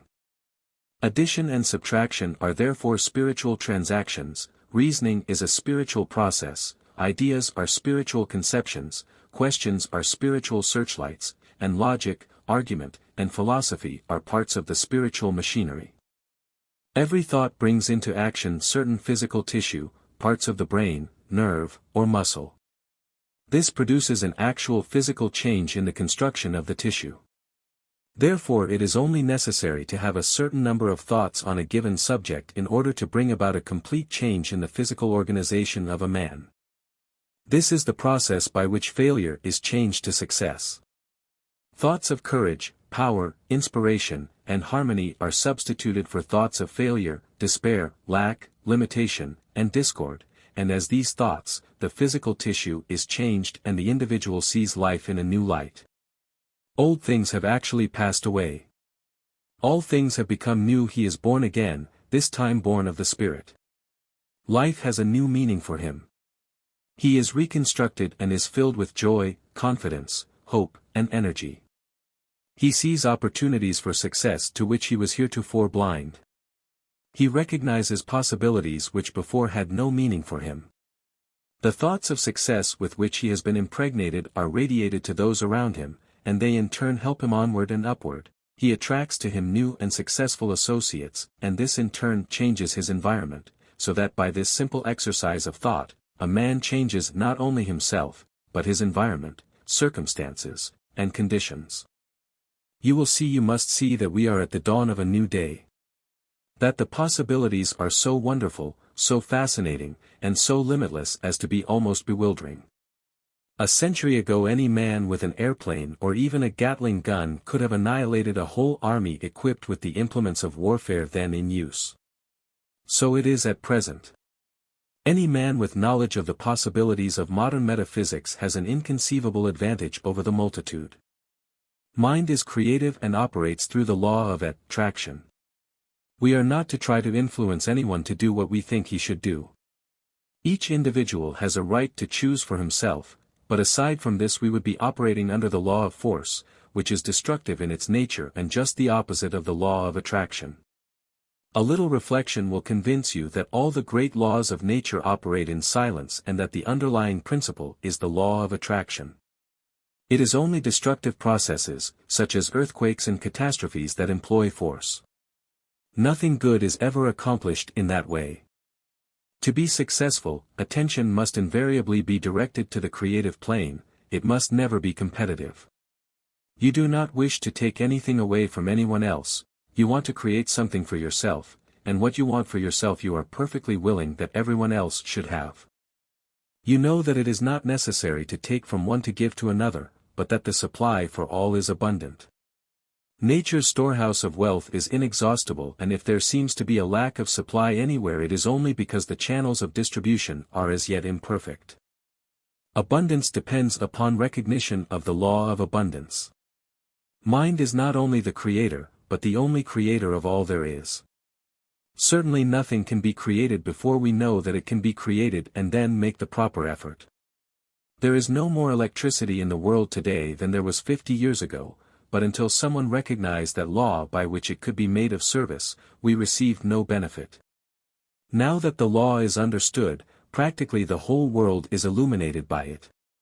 So with the law of abundance, it is only those who recognize the law and place themselves in harmony with it who shares in its benefit. Recognition of the law of abundance develops certain mental and moral qualities, among which are courage, loyalty, tact, sagacity, individuality, and constructiveness. These are all modes of thought, and as all thought is creative, they manifest in objective conditions corresponding with the mental condition. This is necessarily true because the ability of the individual to think is his ability to act upon the universal mind and bring it into manifestation. It is the process whereby the individual becomes a channel for the differentiation of the universal. Every thought is a cause and every condition an effect. This principle endows the individual with seemingly transcendental possibilities, among which is the mastery of conditions through the creation and recognition of opportunities. This creation of opportunity implies the existence or creation of the necessary qualities or talents that are thought forces and that result in a consciousness of power that future events cannot disturb. It is this organization of victory or success within the mind, this consciousness of power within, which constitutes the responsive harmonious action whereby we are related to the objects and purposes we seek. This is the law of attraction. This law, being the common property of all, can be exercised by anyone having sufficient knowledge of its operation. Courage is the power of the mind, which manifests in the love of mental conflict. It is a noble and lofty sentiment. It is equally fitted to command or obey, both require courage. It often has a tendency to conceal itself. There are men and women, too, who apparently exist only to do what is pleasing to others, but when the time comes and the latent will is revealed, we find under the velvet glove an iron hand, and no mistake about it. True courage is cool, calm, and collected, and is never foolhardy, quarrelsome, ill-natured, or contentious. Accumulation is the power to reserve and preserve a part of the supply that we are constantly receiving, so as to be in a position to take advantage of the larger opportunities that will come as soon as we are ready for them. Has it not been said, "To him that hath shall be given"? All successful businessmen have this quality well. Devil, op-ed. James J. Hill, who died leaving an estate of over $52 million, said, "If you want to know whether you are destined to be a success or failure in life, you can easily find out. The test is simple and it is infallibly, are you able to save money? If not, drop out. You will lose. You may think not, but you will lose as sure as you live. The seed of success is not in you." This is very good so far as it goes, but anyone who knows the biography of James J. Hill knows that he acquired his $52 million by following the exact methods we have given. In the first place, he started with nothing. He had to use his imagination to idealize the vast railroad that he projected across the western prairies. He then had to come into recognition of the law of abundance in order to provide the ways and means for materializing it. Unless he had followed out this program, he would never have anything to save. Accumulativeness acquires momentum. The more you accumulate, the more you desire, the more you desire, the more you accumulate, so that it is but a short time until the action and reaction acquire a momentum that cannot be stopped. It must, however, never be confounded with selfishness, miserliness, or penuriousness. They are perversions and will make any true progress impossible. Constructiveness is the creative instinct of the mind. It will be readily seen that every successful businessman must be able to plan, develop, or construct. In the business world, it is usually referred to as initiative. It is not enough to go along in the beaten path. New ideas must be developed, new ways of doing things. It manifests in building, designing, planning, inventing, discovering, and improving. It is a most valuable quality and must be constantly encouraged and developed. Every individual possesses it in some degree because he is a center of consciousness in that infinite and eternal energy from which all things proceed. Water manifests on three planes, as ice, as water, and as steam. It is all the same compound. The only difference is the temperature, but no one would try to drive an engine with ice, convert it into steam, and it easily takes up the load. So with your energy, if you want it to act on the creative plane, you will have to begin by melting the ice with the fire of imagination, and you will find the stronger the fire and the more ice you melt, the more powerful your thought will become and the easier it will be for you to materialize your desire. Sagacity is the ability to perceive and cooperate with natural law. True sagacity avoids trickery and deceit as it would leprosy. It is the product of that deep insight that enables one to penetrate into the heart of things and understand how to set causes into motion that will inevitably create successful conditions. Tact is a very subtle and at the same time a very important factor in business success. It is very similar to intuition. To possess tact, one must have a fine feeling and must instinctively know what to say or what to do. In order to be tactful, one must possess sympathy and understanding, the understanding that is so rare, for all men see and hear and feel, but how desperately few understand. Tact enables one to foresee what is about to happen and calculate the result of actions. Tact enables us to feel when we are in the presence of physical, mental, and moral cleanliness, for these are today invariably demanded as the price of success. Loyalty is one of the strongest links that bond men of strength and character. It is one that can never be broken with impunity. The man who would lose his right hand rather than betray a friend will never lack friends. The man who will stand in silent guard until death if need be beside the shrine of confidence or friendship of those who allowed him to enter will find himself linked with a current of cosmic power that will attract desirable conditions only. It is inconceivable that such a person should ever meet with lack of any kind.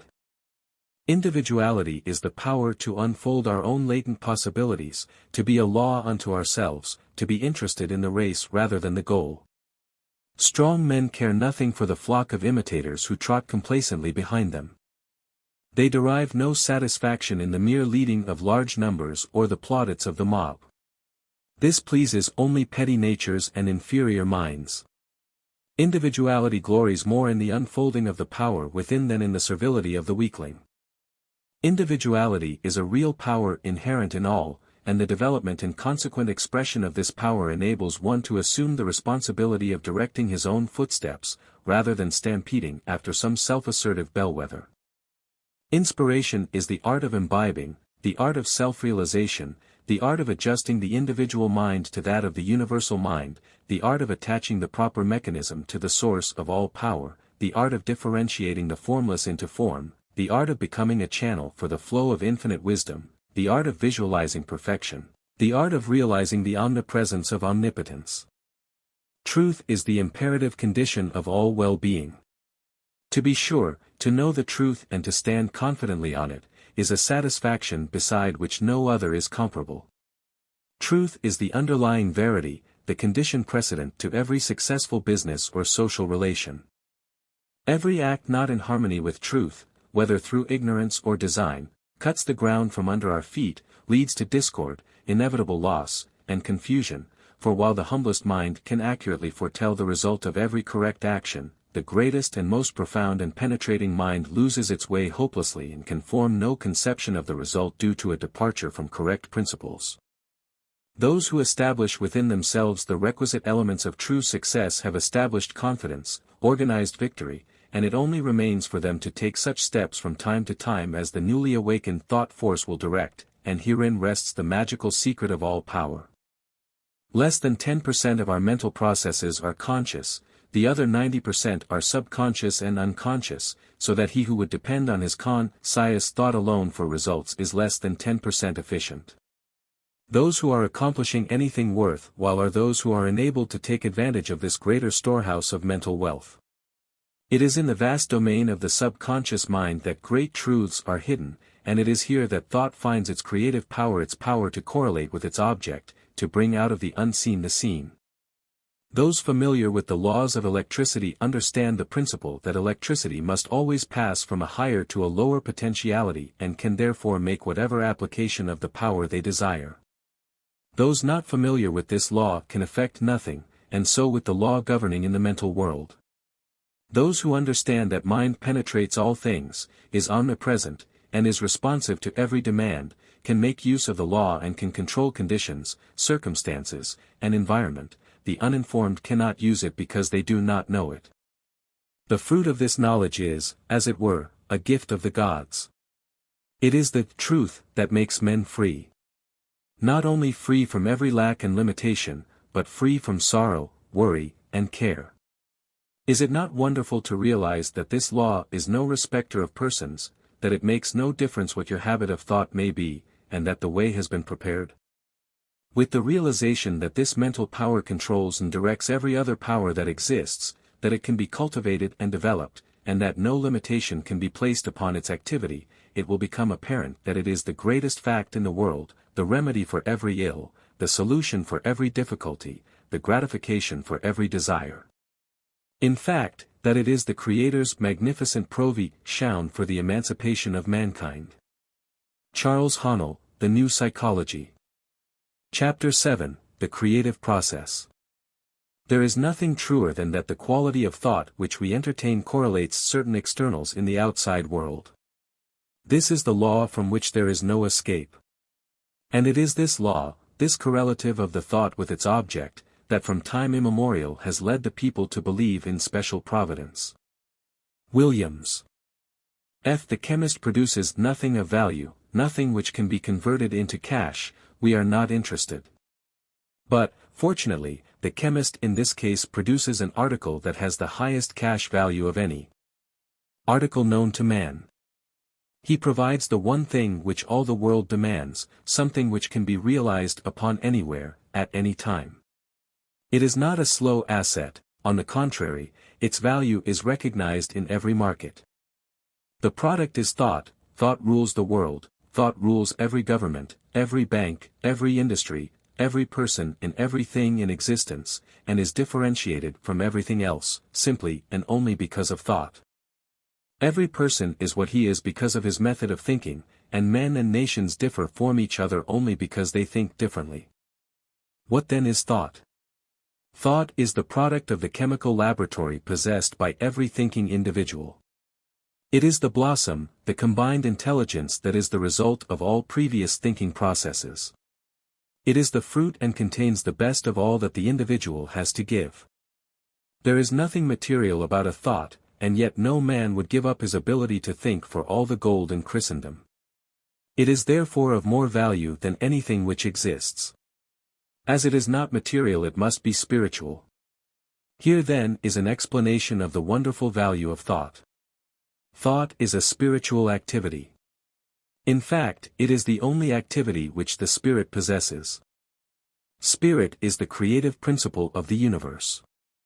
As a part must be the same in kind and quality as the whole, and can differ only in degree, thought must be creative also.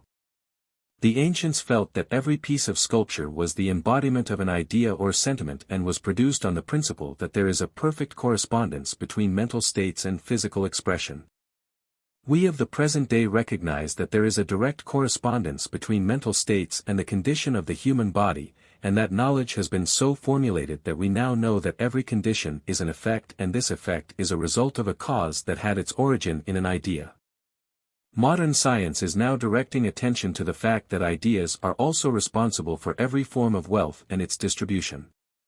The science of economics is therefore seen to be the science that treats of the laws governing ideas and their expression on a material plane. It takes the sun about 2,000 years to pass from one sign of the zodiac to another. In Oriental literature, these are called sub-race periods, for it is during such a period that a nation is born, matures, grows old, and dies. Most of the European nations are now ending their 2,000-year cycle and the necessary readjustments are taking place. It remains then for us, a new nation in a new world, to assist in the readjustment. In this readjustment it might be well to remember that intelligence rules, that constructive thought intelligently directed automatically causes its object to materialize on the objective plane, that cause and effect are supreme in a universe governed by immutable law, that it is the mind alone which can furnish the knowledge with which to ameliorate the conditions of life. It is the mind that builds every house, writes every book, paints every picture, it is the mind that suffers and enjoys. It follows then that a knowledge of the functions of the mind ranks first in importance to the human race. Senator Wadsworth recently said, "I pray that the time will come when American public opinion will come to an appreciation of what organic chemistry means in the way of progress." We have been interested as a people in the development of material resources, the digging of iron and coal from the ground, the raising of crops upon the surface, and the engaging in transportation, and other forms of commercial effort. As a people, we have paid little attention and given little encouragement to scientific research, but Mr. President and Senators, the progress of the future depends upon scientific research. It is the man working in the chemical laboratory who is to blaze the way for human progress. He went on to say, "I believe that in organic chemistry lies the solution of the secrets of the past and of the future. I believe that its establishment and maintenance in this country, even under an embargo, means the happiness, the progress, and the security of 100 million people." Senator Frelinghuysen added, "When we realized that it was due to the genius of the German chemists and the advance in the science by the German industries that enabled Germany to get almost to the Channel ports, when we realize that the next war will be fought with chemicals, I think it is our patriotic duty to give this industry the highest protection that can be imposed." It is true that many of the more important discoveries in science are due to the genius of German chemists. It is also true that the next war, if there be one, will be fought with chemicals. But the next and all future wars will be won by an understanding of mental chemistry. Try to realize the situation. Think for a moment. See an army of men pass in review, for abreast, all men in the prime of life. See them march on and on. Men from Germany, men from France, from England, from Belgium, from Austria, from Russia, from Poland, from Romania, from Bulgaria, from Serbia, from Turkey, yes, and from China and Japan, India, New Zealand, Australia, Egypt, and America. On they go, marching all day long, all the next day and the day after, all the week they keep coming, the next week and the next week and the next month, for it would take months for this army of 10 million men to pass any given point. All dead, and dead only because a few men in high places were more concerned about organic chemistry than they were about mental chemistry. They did not know that force can always be met with equal or superior force. They did not know that a higher law always controls a lower law, and because intelligent men and women allowed a few men in high places to control their thinking processes, the entire world must sit in sackcloth and ashes, for the living will find it necessary to work the rest of their lives in order to even pay the interest on the obligations assumed, and their children will find these obligations an inheritance, and they in turn will pass them on to their children and their children's children. A celebrated European statesman visions the present situation as follows: "Unfortunately, the ills of a war like that of 1914 to 1918 are repaired but with difficulty. Given even the entire good faith of the conquered, if the latter by conscientious labor genuinely desired to help the world out of its sanguinary nightmare and back to normal life, that world would none the less remain for a long time hopelessly adrift and at sea. We are assisting today at the prolongation of a war which is not even likely to approach a conclusion unless there is a new orientation of a peacetime energy. Finances upside down, budgets artificially met, rates of exchange giving 65 francs to the pound and 14 to the dollar, a terribly distorted fiduciary circulation, an ever-increasing cost of living, strikes, rapid changes in the stock markets making commerce and industry impossible, accumulation of stocks such as the ransom of these 4 years of war. It was materially impossible that either for conqueror or conquered aught else should result from this world catastrophe than complete chaos for all. Millions of men are not consecrated for 52 months to a work of death and destruction for the world to be re-established on the morrow of peace. Such rapidly reacquired equilibrium is beyond the bounds of human practicability. It will be remembered that the master metaphysician said the same thing in somewhat different language many years ago. Then shall be great tribulation such as never was since the beginning of the world, nor never shall be afterwards, and if that period would not be shortened no flesh at all would be saved, but for the elect's sake that period will be shortened. Matthew 24 verses 21 and 22. That people are beginning to think is evident. Formerly, when men were discontented or dissatisfied, they met in a nearby saloon, had a few drinks, and promptly forgot their discontent and dissatisfaction. The situation is very different under existing conditions. Men spend their time reading, studying, and thinking, and the more they think the less satisfied they become. Leaders of men all know this. For this reason, England has her ale, Scotland her whiskey, France her absinthe, Germany her beer, and we of America, who are recruited from all of these, have had all forms of alcohol. It is by far the easiest way of keeping the people happy and contented. A man who has access to a fair percentage of alcohol will not ask too many questions. If he does, give him another drink.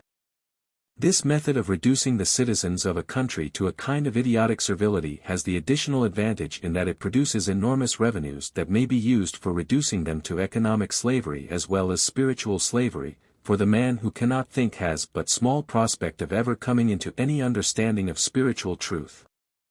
The history of the world confirms this conclusion. Egypt, once at the head of nations, has, under the weight of her own effeminacy, gone down to the dust. The victories of Greece let in upon her glory with a night of ages.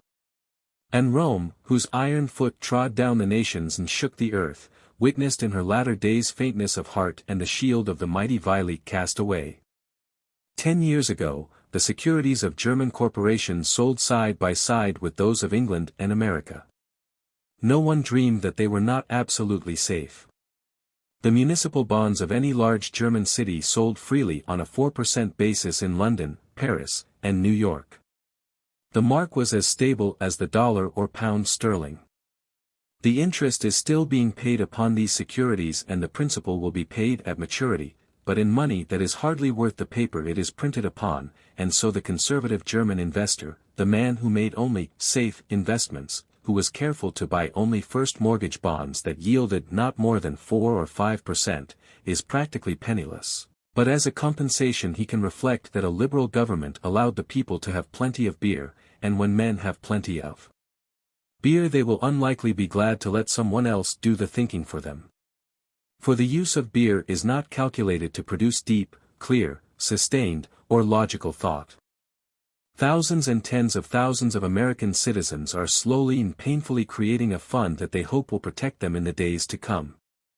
Is it possible that they, too, will be paid in valueless dollars 10 years from now? The reason that the dollar will probably remain at par is because we do not desire the kind of personal liberty that enriches a few at the expense of the many, the kind of liberty that attempts to reduce American citizens to automatons in order that a few may dictate the destiny of the nation. We of America must remember that the large business of life is not economically conducted unless we succeed in transforming our resources into the highest grade of physical, mental, and moral persons evolvable. Marion Leroy Burton, president of the University of Michigan, says, "Perhaps the most solemn question that can be put to a person today is, can you think? The test of individual efficiency and usefulness to society centers in a man's ability to use his mind." Emerson never erected a more arresting danger signal when he exclaimed, "Beware when the great God lets loose a thinker on the planet." If we could only harness the mental power of America today we could solve the gigantic problems of the world. Not by appeals to prejudice and class interest, not by the hurling of epithets, not by the ready acceptance of half-truths, not by superficial, but by careful painstaking, scientific, scholarly thought combined with wise and timely action, will civilization be rescued and human freedom made secure. Upon education depends the future of democracy. Therefore, loyal citizen, every self-respecting person must utilize his opportunities to strengthen his grip on knowledge and to stimulate his mind. The truth has always made men free, and truth is available only for him who thinks. Roger W. Babson says, "If statistics have taught us any one thing during the past 20 years, it is that the spiritual factor is the greatest factor in the growth of communities and nations. It is well enough to talk about land, labor, and capital. They all have their uses and functions, but of themselves they are helpless in bringing about prosperity. Land, labor, and capital existed long before there was even civilization.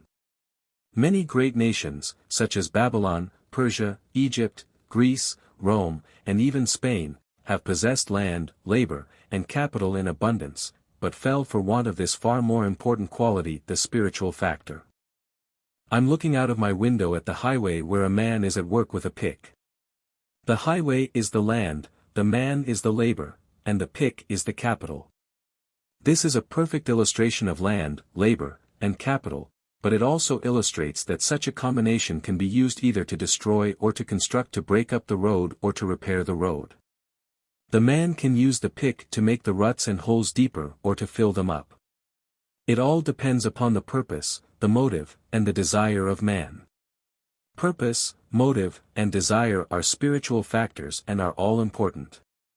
Land, labor, and capital, and even education, are mere tools that can be used either for good or for evil. Two men graduate from the same law school and get the same degree. One uses his education to uphold the law and the other uses his education to help men evade the law. Two chemists graduate from the same technical school in the same class. One uses his training to make foods pure and the other uses the same training to adulterate foods. Thinking is a creative process and combination is the key. Nature combines electrons, atoms, molecules, cells, and the final result is the universe.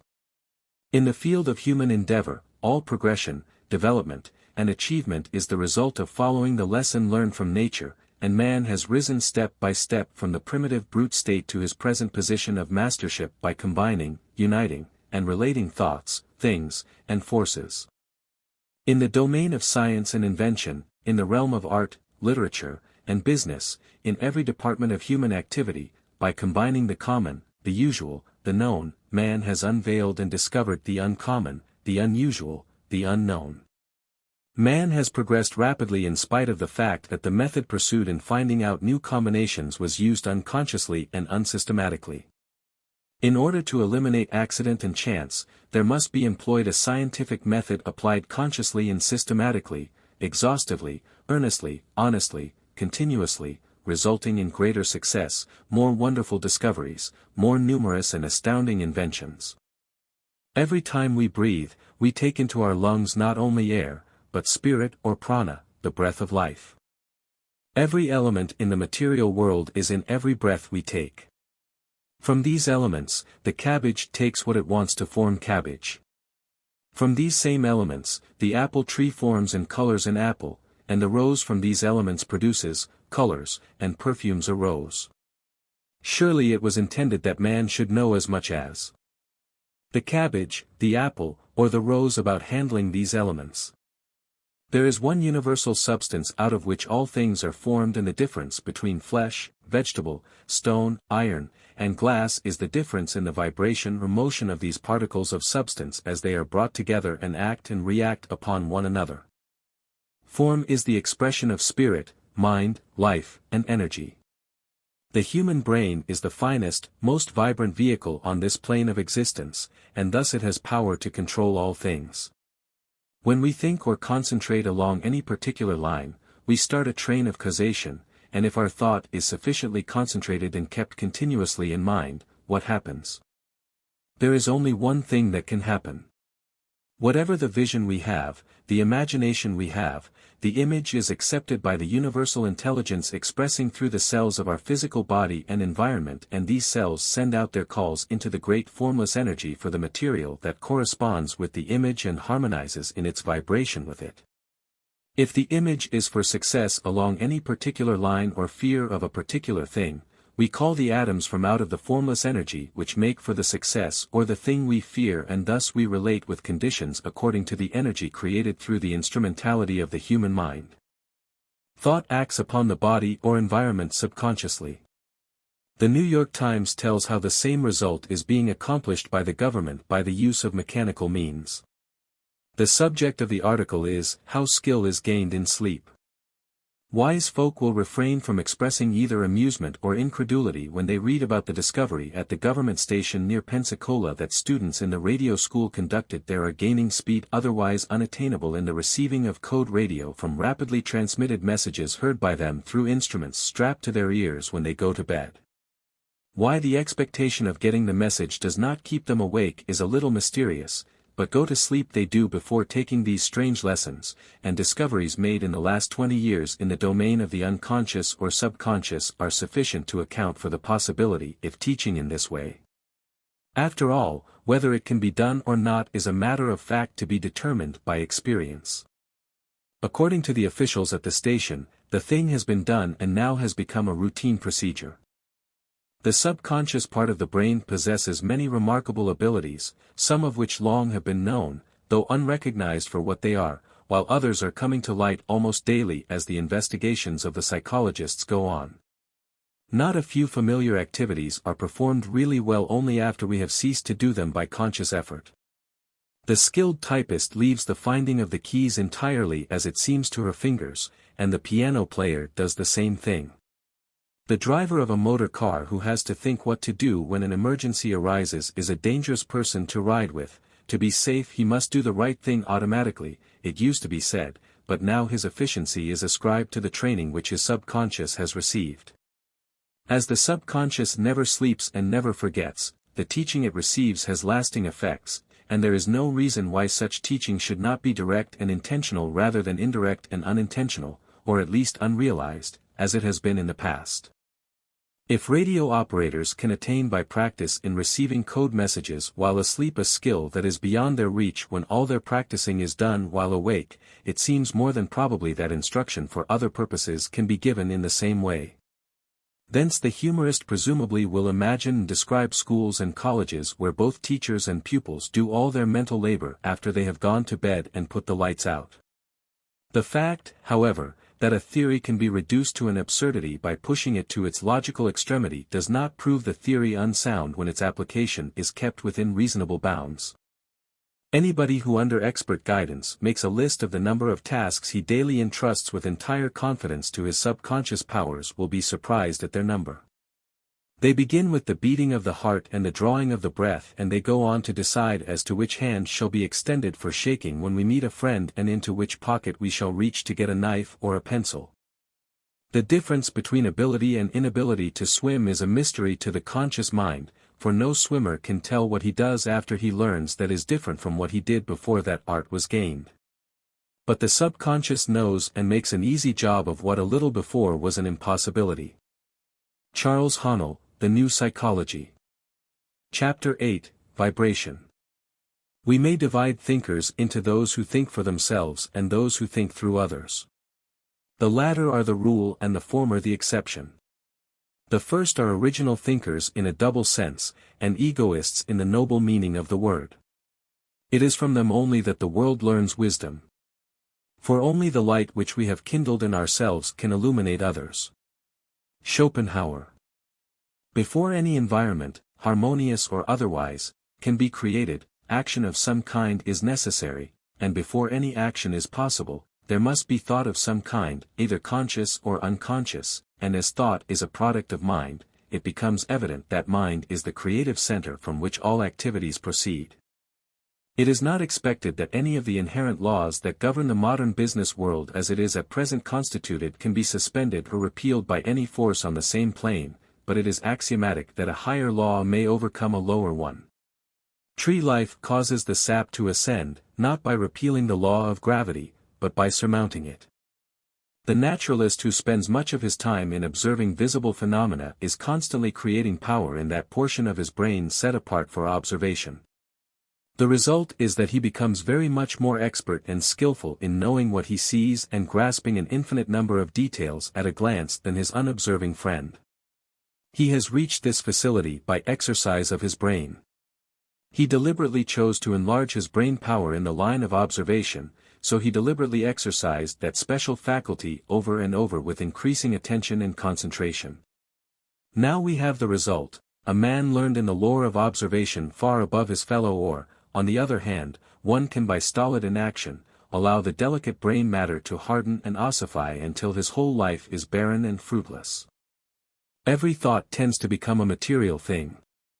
Our desires are seed thoughts that have a tendency to sprout and grow and blossom and bear fruit. We are sowing these seeds every day. What shall the harvest be? Each of us today is the result of his past thinking. Later, we shall be the result of what we are now thinking. We create our own character, personality, and environment by the thought which we originate or entertain. Thought seeks its own. The law of mental attraction is an exact parallel to the law of atomic affinity. Mental currents are as real as electric, magnetic, or heat currents. We attract the currents with which we are in harmony. Lines of least resistance are formed by the constant action of the mind. The activity of the brain reacts upon the particular faculty of the brain employed. The latent power of the mind is developed by constant exercise. Each form of its activity becomes more perfect by practice. Exercises for the development of the mind present a variety of motives for consideration. They involve the development of the perceptive faculties, the cultivation of the emotions, the quickening of the imagination, the symmetrical unfoldment of the intuitive faculty, which without being able to give a reason frequently impels or prohibits choice, and finally the power of mind may be cultivated by the development of the oral character. The greatest man, said Seneca, is he who chooses right with invincible determination. The greatest power of mind, then, depends upon its exercise in moral channels, and therefore requires that every conscious mental effort should involve a moral end. A developed moral consciousness modifies consideration of motives and increases the force and continuity of action. Consequently, the well-developed symmetrical character necessitates good physical, mental, and moral health, and this combination creates initiative, power, resistless force, and necessarily success. It will be found that nature is constantly seeking to express harmony in all things, is forever trying to bring about an harmonious adjustment for every discord, every wound, every difficulty. Therefore, when thought is harmonious, nature begins to create the material conditions, the possession of which are necessary in order to make up an harmonious environment. When we understand that mind is the great creative power, what does not become possible? With desire as the great creative energy, can we not see why desire should be cultivated, controlled, and directed in our lives and destinies? Men and women of strong mentality who dominate those around them really emanate currents charged with power which, coming in contact with the minds of others, cause the desires of the latter to be in accord with the mind of the strong individuality. Great masters of men possess this power to a marked degree. Their influence is felt far and near, and they secure compliance with their wishes by making others want to act in accord with them. In this way men of strong desire and imagination may and do exert powerful influence over the minds of others, leading the latter in the way desired. No man is ever created without the inherent power in himself to help himself. The personality that understands its own intellectual and moral power of conquest will assert itself. It is this truth an infamed world craves today. The possibility of asserting a slumbering intellectual courage that clearly discerns and a moral courage that grandly undertakes is open to all.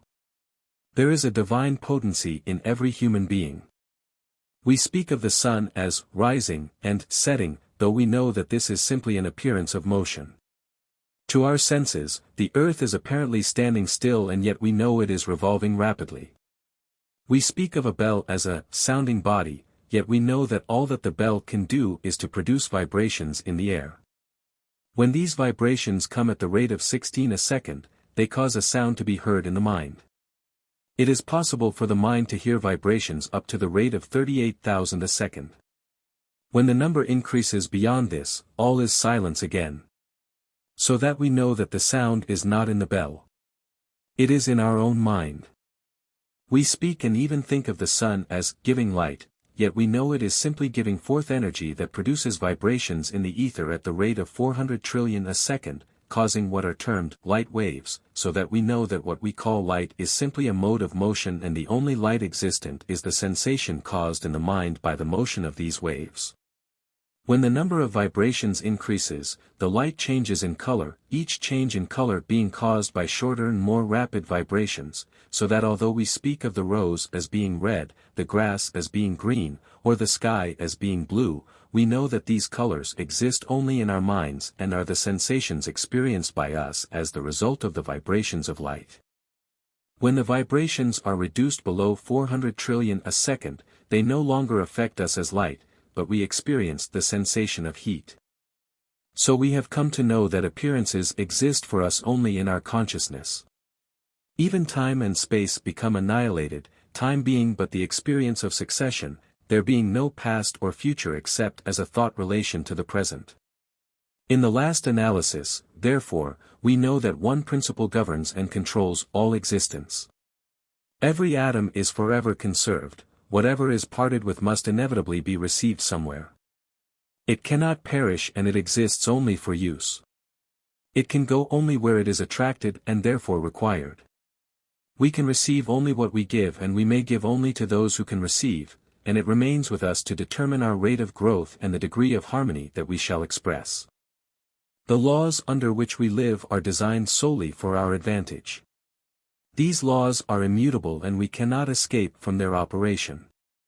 All the great eternal forces act in solemn silence, but it is within our power to place ourselves in harmony with them and thus express a life of comparative peace and happiness.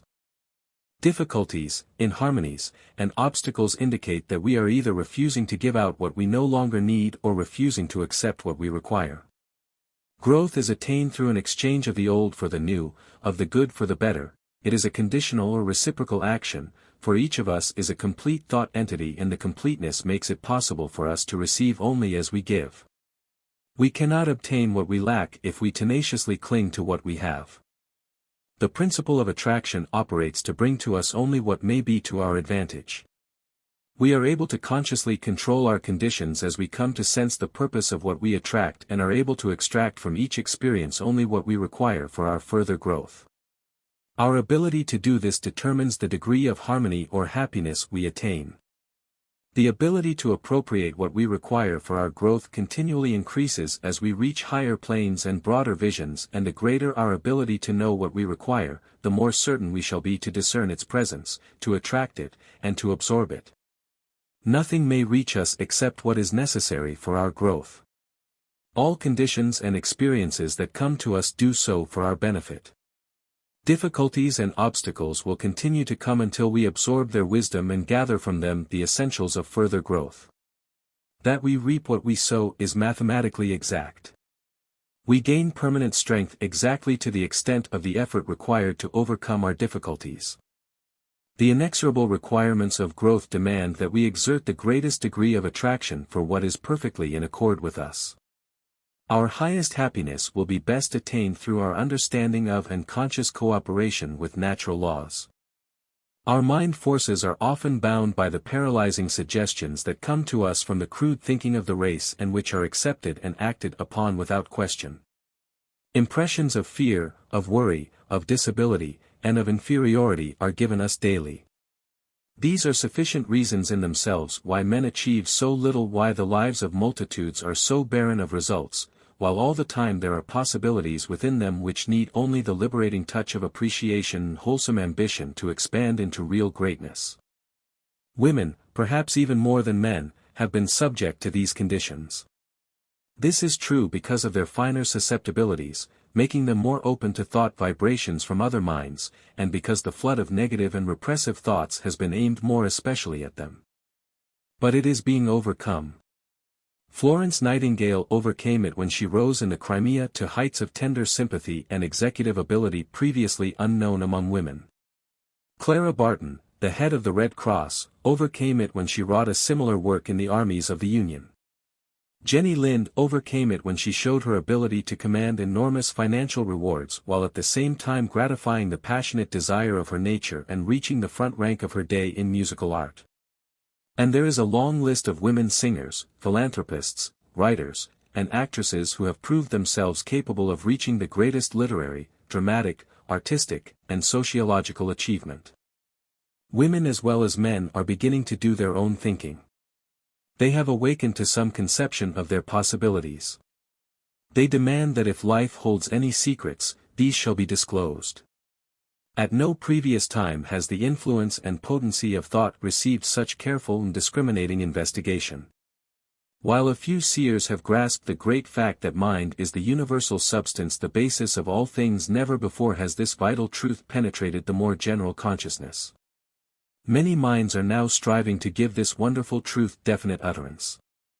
Modern science has taught us that light and sound are simply different intensities of motion, and this has led to discoveries of forces within man that could not have been conceived of until this revelation was made.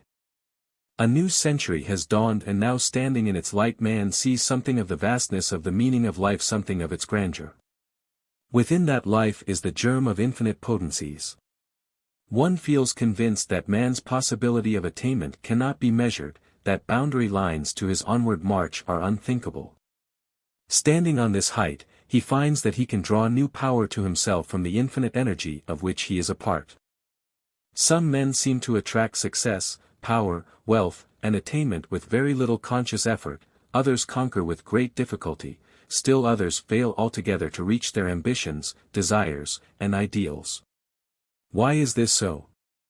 Why should some men realize their ambitions easily, others with difficulty, and still others not at all? The cause cannot be physical, else the most perfect men physically would be the most successful. The difference, therefore, must be mental, must be in the mind. Hence, mind must be the creative force and must constitute the sole difference between men. It is mind, therefore, which overcomes environment and every other obstacle in the path of man.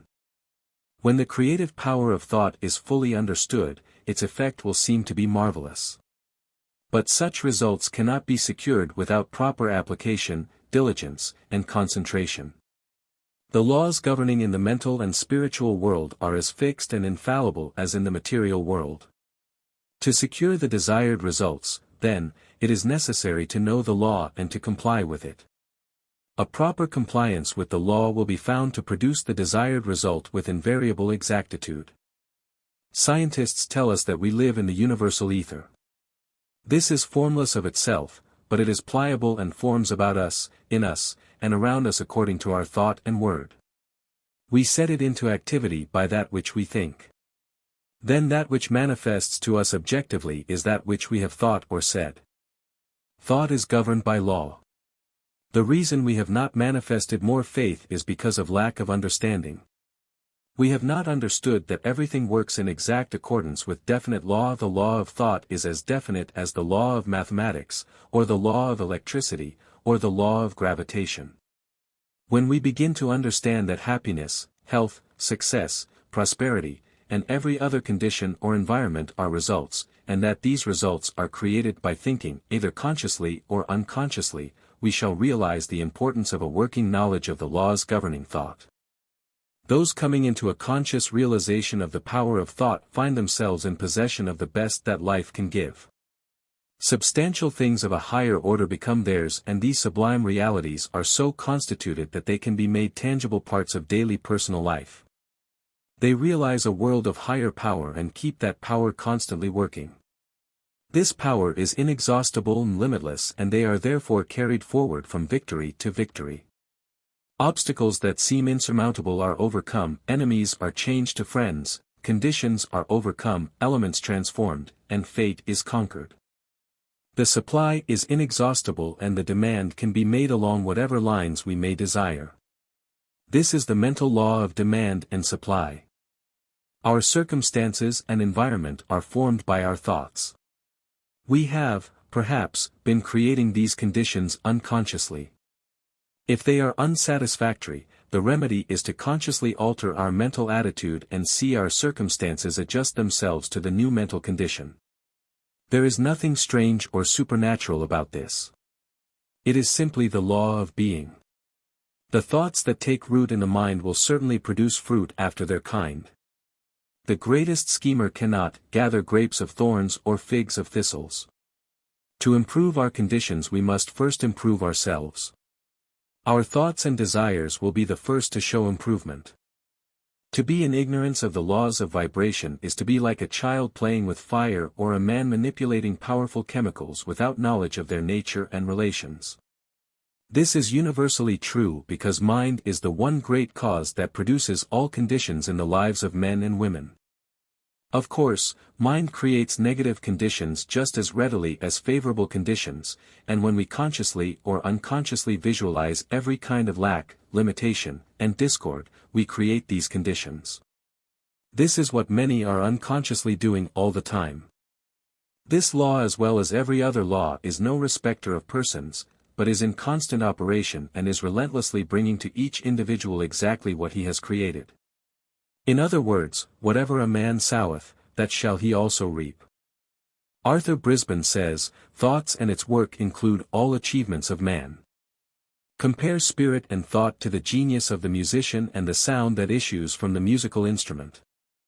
What the instrument is to the musician, the brain of the man is to the spirit that inspires thought. However great the musician, the genius must depend for its expression upon the instrument that gives it reality in the physical world through sound waves produced in the material atmosphere, striking nerves that carry music to the brain. Give Paderewski a piano out of tune and he can give you only discord and lack of harmony. Or give to Paganini, the greatest violinist that ever lived, a violin out of tune, and in spite of the genius of the musician you will hear only hideous, disagreeable sounds. The spirit of music must have the right instruments for its expression. The spirit that inspires thought, the spirit of man, must have the right brain for its expression. The more complicated and highly developed the instrument, the more displeasing is the result when the instrument is out of tune. Among human beings, a highly developed brain out of tune is infinitely more painful and shocking than in the case of a human being with a mind in comparison feeble and simple. Our minds are so little accustomed to deal with the abstract, we live so much in the material world, inanimate objects have so much meaning for us, that many human beings live and die without ever thinking at all of the spirit. Yet the spirit is the only real thing in the universe. And thought is the expression of spirit, working through a more or less imperfect human being. Bring yourself to think for some time earnestly of the nature and mysterious power of spirit. There is no thought more inspiring, fascinating, bewildering.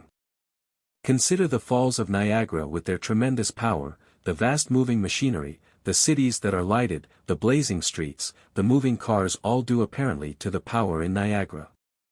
Yet not due to that power in reality so much as to the spirit expressed in the thought of man.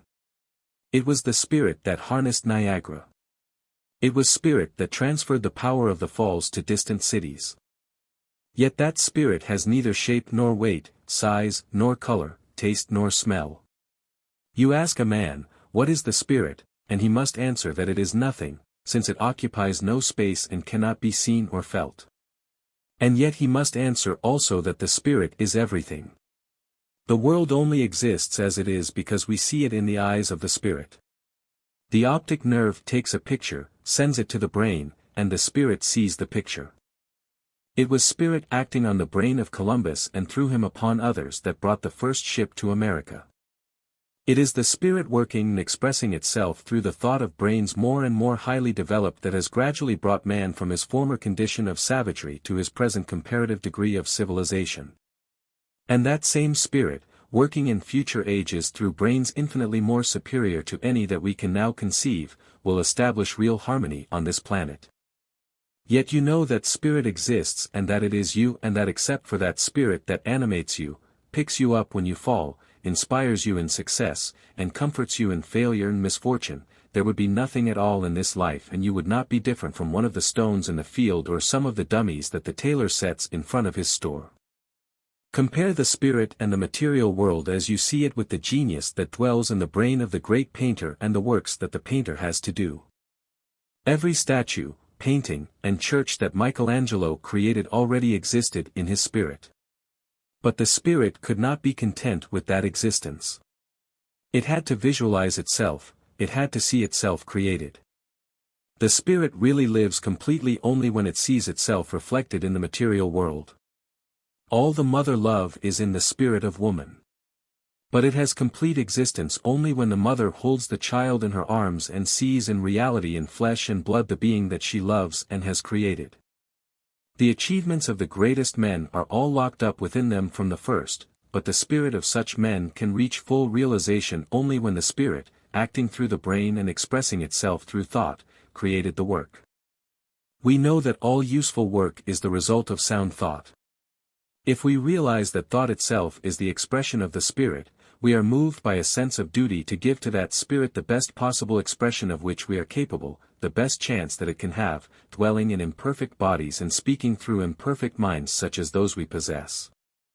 It is an inspiration to realize that men here on earth, gradually improving and becoming less animal and more spiritual as the centuries pass, are destined to develop in their own physical bodies instruments capable of interpreting properly the spirit that animates us. Human beings improve from generation to generation. That we know the improvement is due to the affection of fathers and mothers for each other and for their children. This race of ours 100,000 years ago was made up of animal-like creatures with huge, projecting jaws, enormous teeth, small foreheads, and hideously shaped bodies. Gradually, through the centuries, we have changed. The brute has gradually disappeared and the prognathous face of man has become fatter. The jaw has gone in, the forehead has come out, and behind the forehead, and gradually thanks to the devotion and patient labor of women we are developing a brain that will ultimately give decent and adequate expression to spirit. Spirit and thought are identical in the sense that the genius of the musician and the sound that you hear when his music is played are identical. In music, the sound represents and interprets the musician's spirit. And the interpretation and the accuracy of that interpretation depend upon the orchestra, the violin, or the piano. When the instruments are out of tune, it is not the genius of the musician but a misinterpretation that you hear.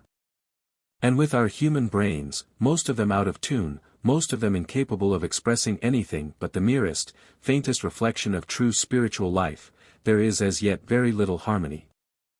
Through the perfected brain of man, the cosmic spirit, in which each of us is a conscious atom, will speak clearly, and then this earth, our little corner of the universe, will be truly harmonious, governed by the spirit distinctly expressed and instantly obeyed. This cosmic spirit can and frequently does operate through the brain of another. Many a man seems to be doing something very wonderful when in reality another man, another mind, not visible in the work, but actually at the work does the heavy pulling. You may see the salesman, the editor, the floor walker, the engineer, the architect, any kind of man engaged in any kind of work apparently doing something wonderful. Yet he is not doing it all.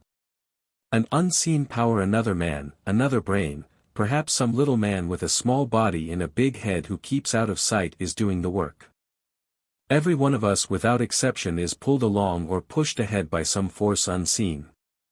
It may be the man in the inside office, usually invisible. It may be the woman at home setting a good example, giving to the man at work the inspiration and the power that no one else can give.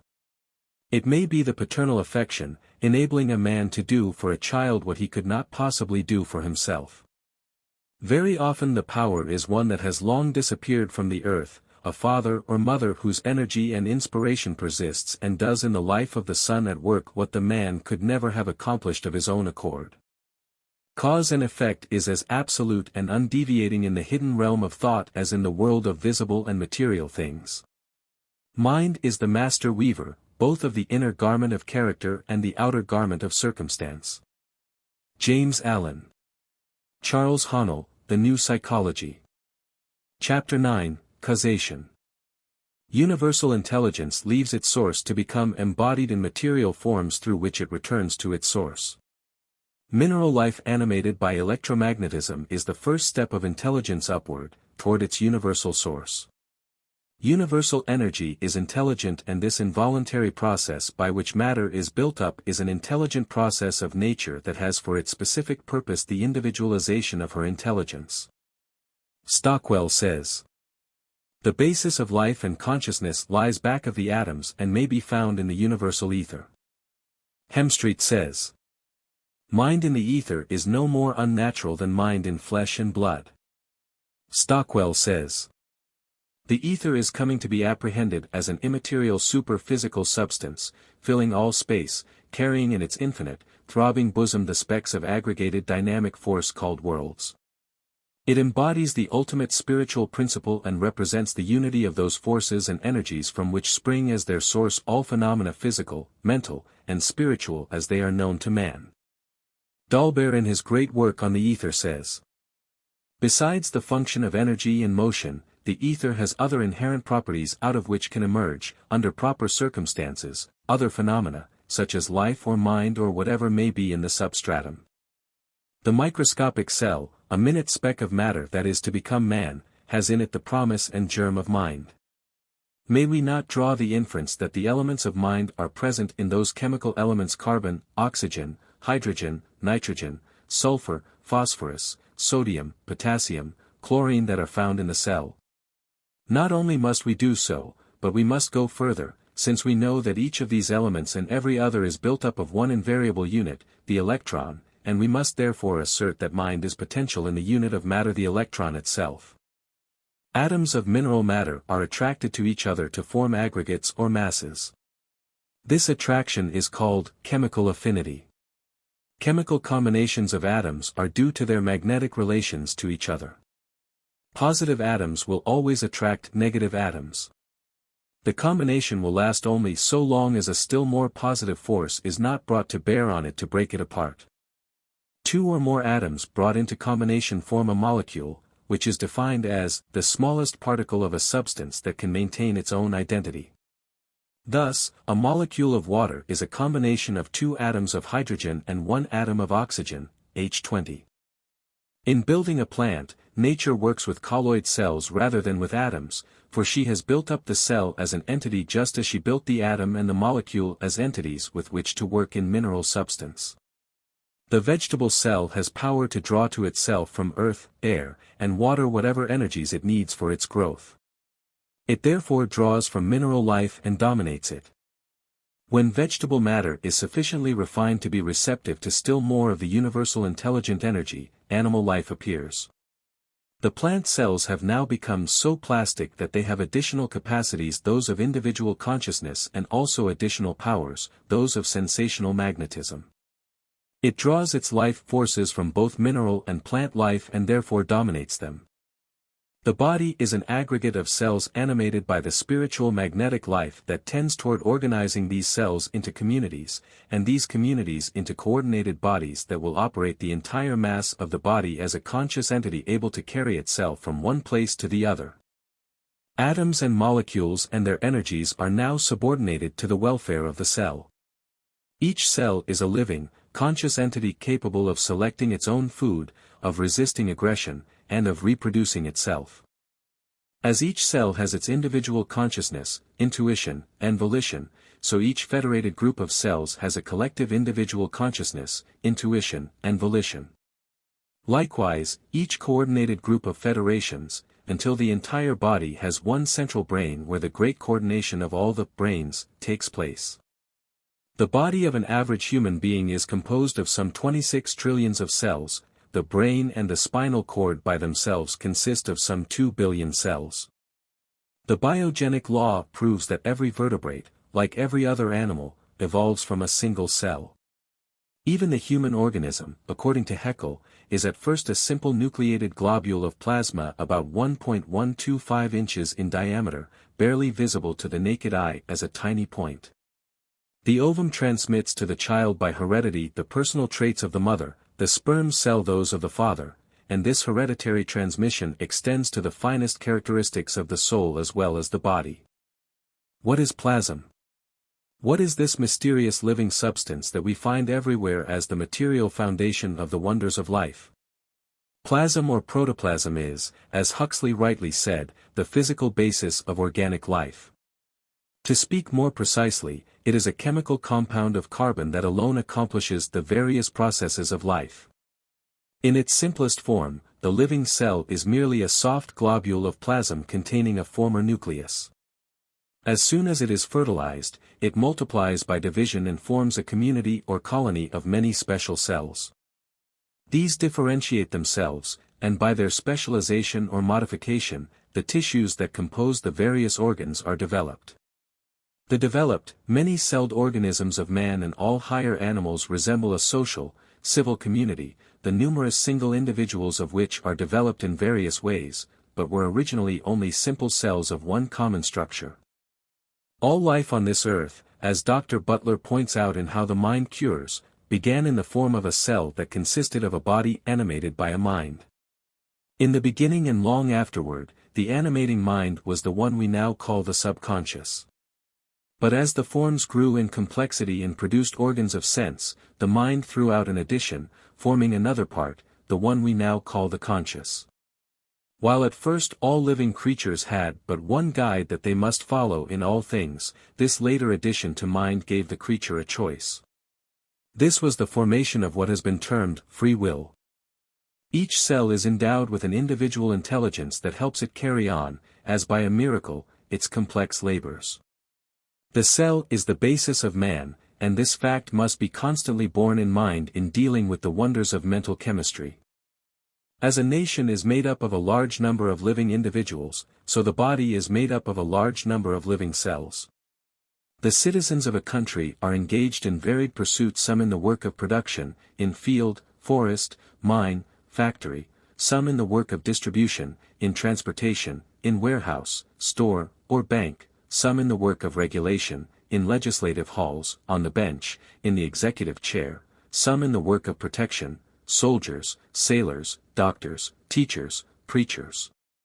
Likewise, in the body, some cells are working on production, mouth, stomach, intestines, lungs, supplying food, water, air, some are engaged in distribution of supplies and elimination of wastes, heart, blood, lymph, lungs, liver, kidneys, skin, some perform the office of regulation, brain, spinal cord, nerves, some are occupied in protection, white blood corpuscles, skin, bone, muscle. There are also cells that are entrusted the reproduction of species. As the vigor and welfare of a nation depend fundamentally on the vitality and efficiency and cooperation of its citizens, so the health and life of the body depend upon the vitality, efficiency, and cooperation of its myriad cells. We have seen that the cells are gathered into systems and groups for the performance of particular functions essential to physical life and expression, such as we see in organs and tissues. So long as the several parts all act together in concord and with due regard to one another and the general purposes of the organism, there is health and efficiency. But when from any cause discord arises, illness supervenes. Disease is lack of comfort and harmony. In the brain and nervous system the cells are grouped in their action according to the particular functions that they are called upon to perform. It is in this way that we are able to see, to taste, to smell, to feel, and to hear. It is also in this way we are able to recall past experiences, to remember facts and figures, and so on. In mental and physical health, these various groups of neurons work in fine harmony, but in disease they do not. In normal conditions, the ego holds all these individual cells and groups, as well as systems of cells, in harmonious and coordinate action. Disease represents dissociated organic action, certain system or groups, each of which is made up of a vast number of microscopic cells, begin functioning independently, and hence inharmoniously, and thus upset the tone of the whole organism. A single organ or system can thus get out of tune with the rest of the body and do serious harm. This is one kind of disease.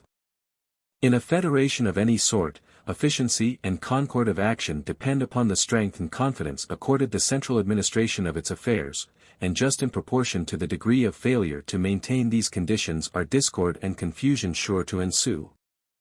Nels Quevely makes this clear in Cell Intelligence. He says, the intelligence of man is the intelligence possessed by the cells in his brain.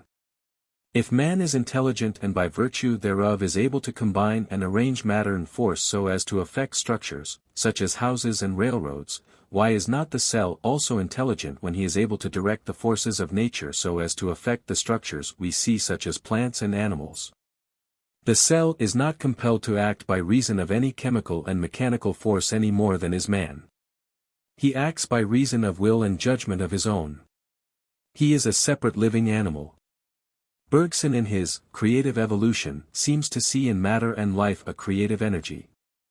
If we stood at a distance watching a skyscraper gradually grow into completeness, we would say there must be some creative energy back of it, pushing the construction and, if we could never get near enough to see the men and builders at work, we would have no other idea of how that skyscraper came into existence except that it was caused by some creative energy. The cell is an animal, very highly organized and specialized. Take the single cell called amoeba, for instance. He has no machinery with which he can manufacture starch. He does, however, carry with him building material with which he can in an emergency save his life by covering himself with a coat of armor. Other cells carry with them a structure that is called chromatophore. With this instrument, these cells are able to manufacture starch from the crude substances of earth, air, and water by the aid of sunlight. From these facts, it must appear evident to the reader that the cell is a very highly organized and specialized individual, and that to look at him from the point of view of being mere matter and force is the same as to compare the actions of a stone rolling down a hill with that of an automobile moving over a smooth pavement. One is compelled to move by reason of the force of gravitation, while the other moves by virtue of the intellect that guides it. The structures of life, like plants and animals, are built from the materials taken from the earth, air, and water, just as are the structures man builds, like railroads and skyscrapers. If we were asked how it is possible for man to effect the construction of these railroads and buildings, we would say that it is by reason of the fact that he is an intelligent being. If the cell has gone through the same process of social organization and evolution as man, why is it not also the same intelligent being as man? Did you ever stop to think what takes place when the surface of the body is cut or bruised?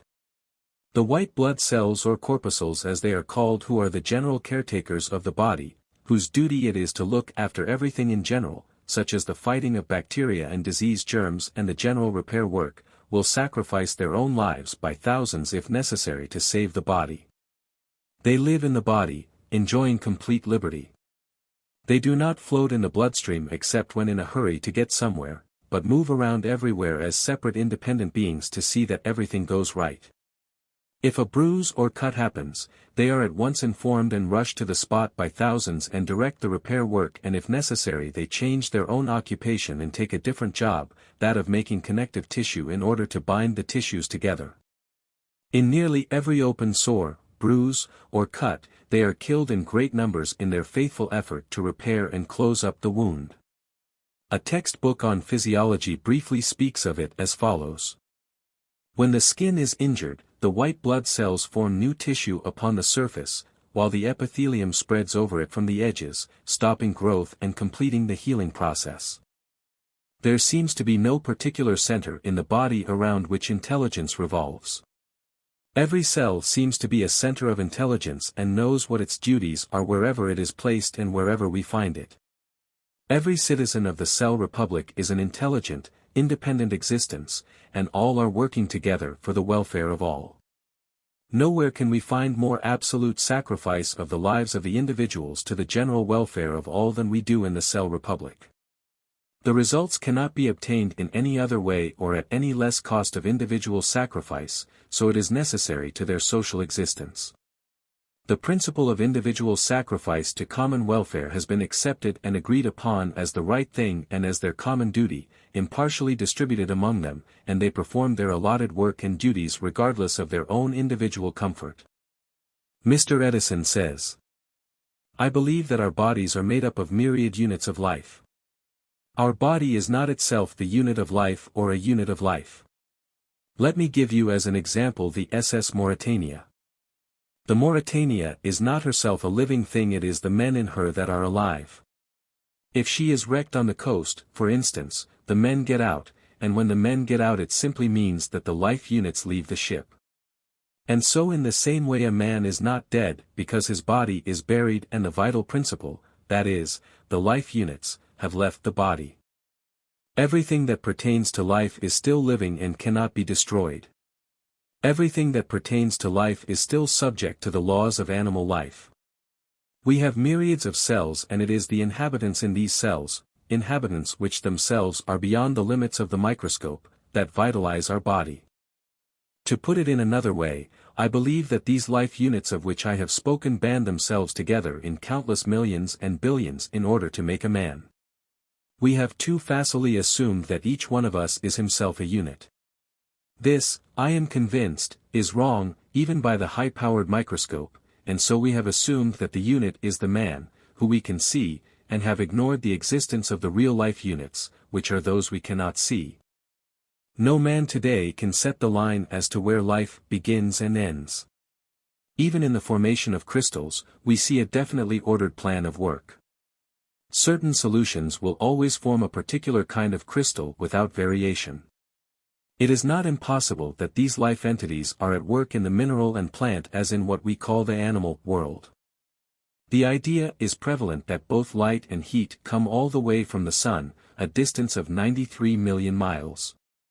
If this were true, all space would be flooded with light, and no star would ever be visible, for stars are not visible in the light. The sun is a great dynamo 886,000 miles in diameter. It turns on its axis like the planets, it sends electromagnetic currents throughout all solar space, which is something like 6 billion miles from end to end, and it is but one of thousands of similar systems of suns and planets, many of them much greater and all of them moving forward in space and all moving around one common center. It is clear, then, that instead of giving light and heat the sun gives forth electrical energy only. This energy contacts with the atmosphere of the Earth in the form of rays. As the Earth is revolving at the incredible speed of more than 1,000 miles an hour at its circumference, the atmosphere coming in contact with the electric rays of the sun causes friction, which produces both light and heat. As the Earth revolves at a constantly decreasing speed as we reach the poles, the friction becomes less and less, and so we find less light and less heat as the poles are reached, until at the poles there is little light or heat. What we know as light appears only in the atmosphere and not outside of it, and only in that part of the atmosphere that is turned toward the sun.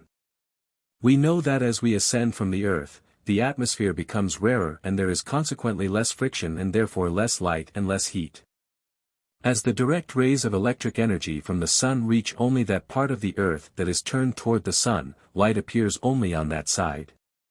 The other side of the Earth being turned away from the sun, there is no friction and consequently no light, but as the Earth turns upon its axis at the tremendous velocity of something like 1,000 miles an hour, the atmosphere gradually comes in contact with the electrical rays from the sun and light gradually appears.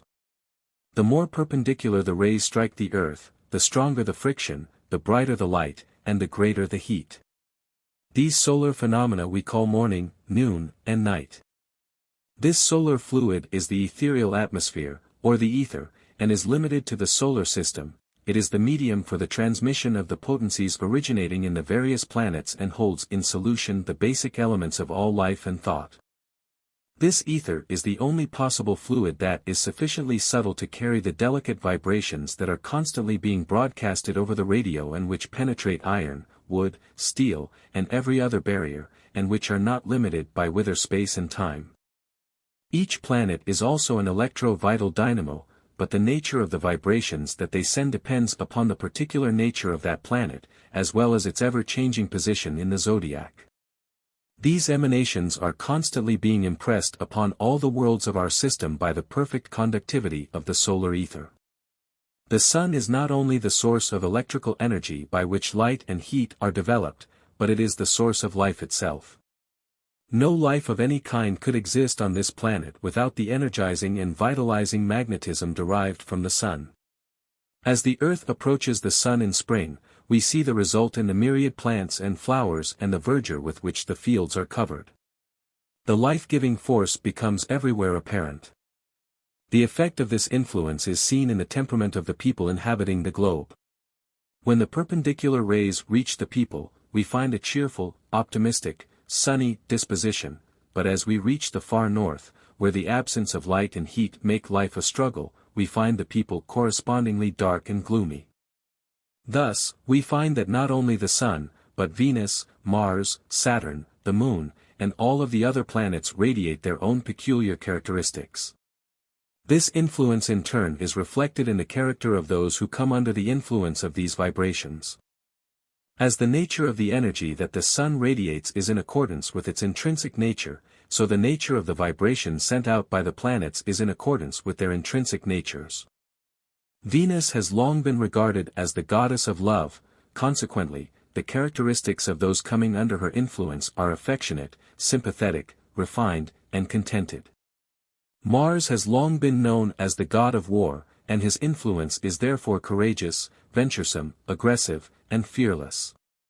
The influence of the moon is reflective, receptive, and productive, of Mercury, intellectual, accomplished, skillful, and clever, of Jupiter, generous, philanthropic, moral, charitable, and sincere, of Saturn, prudent, cautious, patient, and reserved, of Uranus, original, ingenious, talented, and intuitive, of Neptune, idealistic, mystical, inspirational, and peculiar. As we all come under the influence of each of these planets to some extent, we all manifest many of these characteristics to some degree. In addition to the influence of particular planets, there is the influence of the various combinations of planets. These are usually divided into cardinal, fixed, and common signs. The influence of the cardinal sign is to stir the latent forces into action, promote change, and create initiative. The influence of the fixed sign is for stability. The individual may be slow and plodding, but he will be persistent, he will know no defeat, he will concentrate upon one point and pursue it to the end, his zeal will almost be fanatical. The influence of the common sign is flexibility and change. This influence is purely mental or spiritual and gives purpose and incentive to action. The cardinal type therefore is active, the common restless, and the fixed is rigid. As material success depends upon action, the important factors in the world's work are derived from this type. As stability is a necessary factor in important industrial undertakings, the fixed type frequently shares the material and financial success with the cardinal type. The common type is, however, adverse to effort. They want adventure, change, and travel. They are therefore the promoters, who bring manufacturer and inventor together. They are the vendors and middlemen and agents who negotiate between buyer and seller. They are also the sensitives and react more keenly to the experiences of life. They carry the heavier burden because they feel more. They participate in the issues of life to a greater degree because they carry not only their own burden, but the burdens of those around them. The greater possibilities of inner unfoldment, understanding, and development are always with the sensitive. The sensitive uses not only reason, but imagination, vision, intuition, and insight. The fixed types are usually the materialists who are content with objective possessions and attainments. They use their reason and are interested in that only which can be measured or which can be seen, felt, handled. They are the doers rather than the dreamers and are utterly stable. They fill many responsible positions with great success and are valuable members of society. Neither type is superior. They are simply different. Both are necessary. Each planet has its own rate of vibration and its influence upon the Earth depends upon the angle that it forms, certain angles causing the vibrations to be accelerated or diminished, magnified or retarded. These angles of planetary influences have been found to produce effects just as certain and definite as the various angles in chemistry. Thus, the 7 planets give the 7 rays or vibrations or tunes, and the Earth is the organ upon which these notes are played, and the harmony or inharmony resulting therefrom is the influence which we call good or evil, as the effect is pleasing or the reverse. It is the operation of these seemingly different influences that gave the Romans the idea of dualism of a universe with 2 forces in it, one good, the other evil, and which they subsequently personalized and called God and Satan, resulting in much confusion of thought. We now know, however, that there is but one universal power and that the operation of this power is perfect. This power manifests in infinite diversity, form disappears and new form appears, but it is one infinite cosmic substance, and this substance is but the manifestation of one cosmic principle. This, then, is the laboratory in which nature is forever combining the spiritual forces that result in the infinite diversity on every side, for all are parts of one stupendous whole. There are those who seem to think that by force of will they can coerce the law, that they can sow seed of one kind and by will power make it bear fruit of another, but the idea of forcing a compliance without wishes by the power of the individual will is an inverted conception, which may appear to succeed for a while, but is eventually doomed to failure, because it antagonizes the very power which it is seeking to use. Charles Haanel, The New Psychology. Chapter 11, Physiology. Thought engenders thought. Place one idea upon paper, another will follow it, and still another, until you have written a page. You cannot fathom your mind. It is a well of thought which has no bottom. The more you draw from it, the clearer and fruitful it will be. If you neglect to think yourself, and use other people's thoughts, giving them utterance only, you will never know what you are capable of. G. A. Sala. One of the most interesting features of the human system is its series of manufacturing plants in which are produced the chemical agents necessary to mobilize the constituents of food. And it is a part of the fine natural economy that the secretions containing these chemical agents should serve several other purposes also. In general, each may be said to have an alternative effect upon the others, or at least upon the activities of the other plants. Also, they act upon the inward-bound nerve paths as exciters of effects in both the conscious and the subconscious activities. Radiant energy, whether consciously or subconsciously released from the body, becomes the medium of sensory impressions that flash back to the perceptive centers and their set-up reactions that are interpreted by these centers according to their stage of development of self, and therefore they interpret these messages exactly as they are received, without attempt to think about them or to analyze them. The process is as mechanical as an impression made by the actinic rays of the sun on a photographic plate. The general principle by which an idea is preserved is vibratory like all other phenomena of nature. Every thought causes vibrations that will continue to expand and contract in wave circles, like the waves started by a stone dropped in a pool of water. Waves form other thoughts may counteract it, or it may finally succumb of its own inanition. Thought will instantly set in motion the finest of spiritual magnetism, and this motion will be communicated to the heavier and coarser densities and will eventually affect the physical matter of the body. Life is not created, it simply is. All nature is animate with this force we call life. The phenomena of life on this physical plane, with which we are chiefly concerned, are produced by the involution of energy into matter, and matter is, itself, an involution of energy. But when the stage of matter is reached in the process of nature's involution, matter then begins to evolve forms under the action upon it and within it. So that growth and life are the results of a simultaneous integration of matter and energy. Evolution starts with the lowest form of matter and works upward through refining processes to serve as a matrix of energy. The internal secretions constitute and determine much of the inherited powers of the individual and their development. They control physical and mental growth and all the metabolic processes of fundamental importance. They dominate all the vital functions of man. They cooperate in an inanimate relationship that may be compared to an interlocking directorate. A derangement of their functions, causing an insufficiency of them, an excess, or an abnormality upsets the entire equilibrium of the body, with transformed effect upon the mind and the organs. Blood chemistry of our time is a marvel undreamed of a generation ago. These achievements are a perfect example of accomplished fact contradicting all former prediction and criticism. One of the greatest advances of modern medicine has been the study of the processes and secretions of the hitherto obscure ductless glands. Endocrinology, as this study is called, has thrown much valuable light upon certain abnormal physical conditions about which science had until now been in the dark.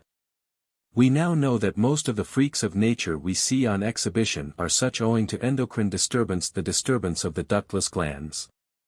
The bearded lady, a victim of pogoniasis, the victims of obesity and of skeletonization, of acromegalis, or giantism, of micromegalia or Lilliputianismal, such evolutional deviations are due to subnormalities or abnormalities of the chemical elements that the glands produce and send into the bloodstream. These are no mere theories, for they have been rigorously tested in the laboratories of science. As Sir William Osier, one of the world's most illustrious luminaries of knowledge, has said, "For man's body, too, is a humming hive of working cells, each with its specific function, all under central control of the brain and heart, and all dependent on materials called which lubricate the wheels of life. For example, remove the thyroid gland just below the Adam's apple, and you deprive man of the lubricants which enable his thought engines to work. It is as if you cut off the oil supply of a motor, and gradually the stored acquisitions of his mind cease to be available, and within a year he sinks into dementia. The normal processes of the skin cease, the hair falls, and the features bloat, and the paragon of animals is transformed into a shapeless caricature of humanity. These essential lubricators, of which a number are now known, are called hormones. You will recognize from its derivation how appropriate is the term. The name is derived from the Greek verb meaning to rouse or set in motion. The name was given by Starling and Bayliss, two great Englishmen noted for their research work in endocrinology. Cretins can be cured by the administration, internally, of the thyroid glands of sheep with truly miraculous results, because cretinism is caused by the lack or absence of thyroid gland secretions. As an instance of the fascination of these studies, consider the conception that the thyroid played a fundamental part in the change of sea creatures into land animals. Feeding the Mexican axolotl, purely aquatic newt breathing through gills, on thyroid, quickly changes it into the ambystoma, terrestrial salamander breathing by means of lungs. The endocrine glands produce secretions that enter the bloodstream and vitally affect the bodily structure and functions. The pituitary is a small gland, located near the center of the head directly under the third ventricle of the brain, where it rests in a depression in the bony floor plate of the skull. Its secretions have an important part in the mobilizing of carbohydrates, maintaining blood pressure, stimulating other glands, and maintaining the tonicity of the sympathetic nerve system. Its or activity during childhood will produce marked characteristics in the body structure and, what concerns us more, equally marked characteristics of mental development and function. The thyroid gland is located at the frontal base of the neck, extending upward in a sort of semicircle on both sides, with the parathyroids near the tips. The thyroid secretion is important in mobilizing both proteids and carbohydrates. It stimulates other glands, helps resist infections, affects hair growth, and influences the organs of digestion and elimination. It is a strongly determining factor in the all-around physical development, and also in the mental functioning. A well-balanced thyroid goes a long way toward ensuring an active, efficient, smoothly coordinated mind and body. The adrenal glands are located just above the small of the back.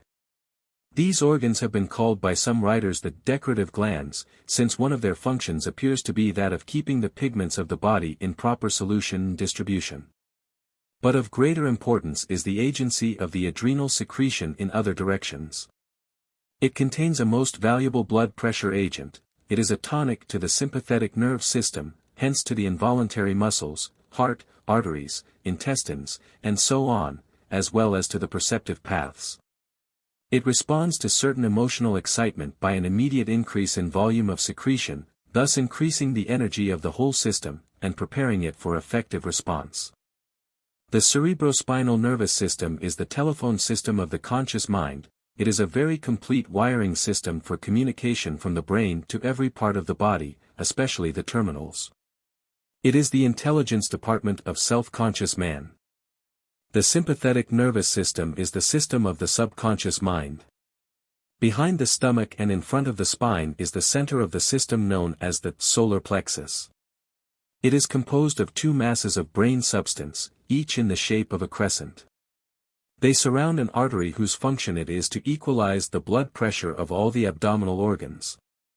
Just as the brain and the voluntary nervous system constitute the apparatus of self-conscious man, in like manner the solar plexus and the sympathetic system comprise the special apparatus of the subconscious mind. The function of the sympathetic nervous system is to maintain the equilibrium of the body, to act as a balance wheel, to prevent over or under action of the cerebrospinal system.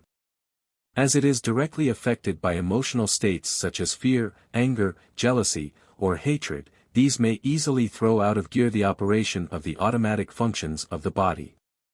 That is to say, those emotional states such as joy, fear, anger, and hatred may upset such functions of the body as digestion, blood circulation, general nutrition, and so forth.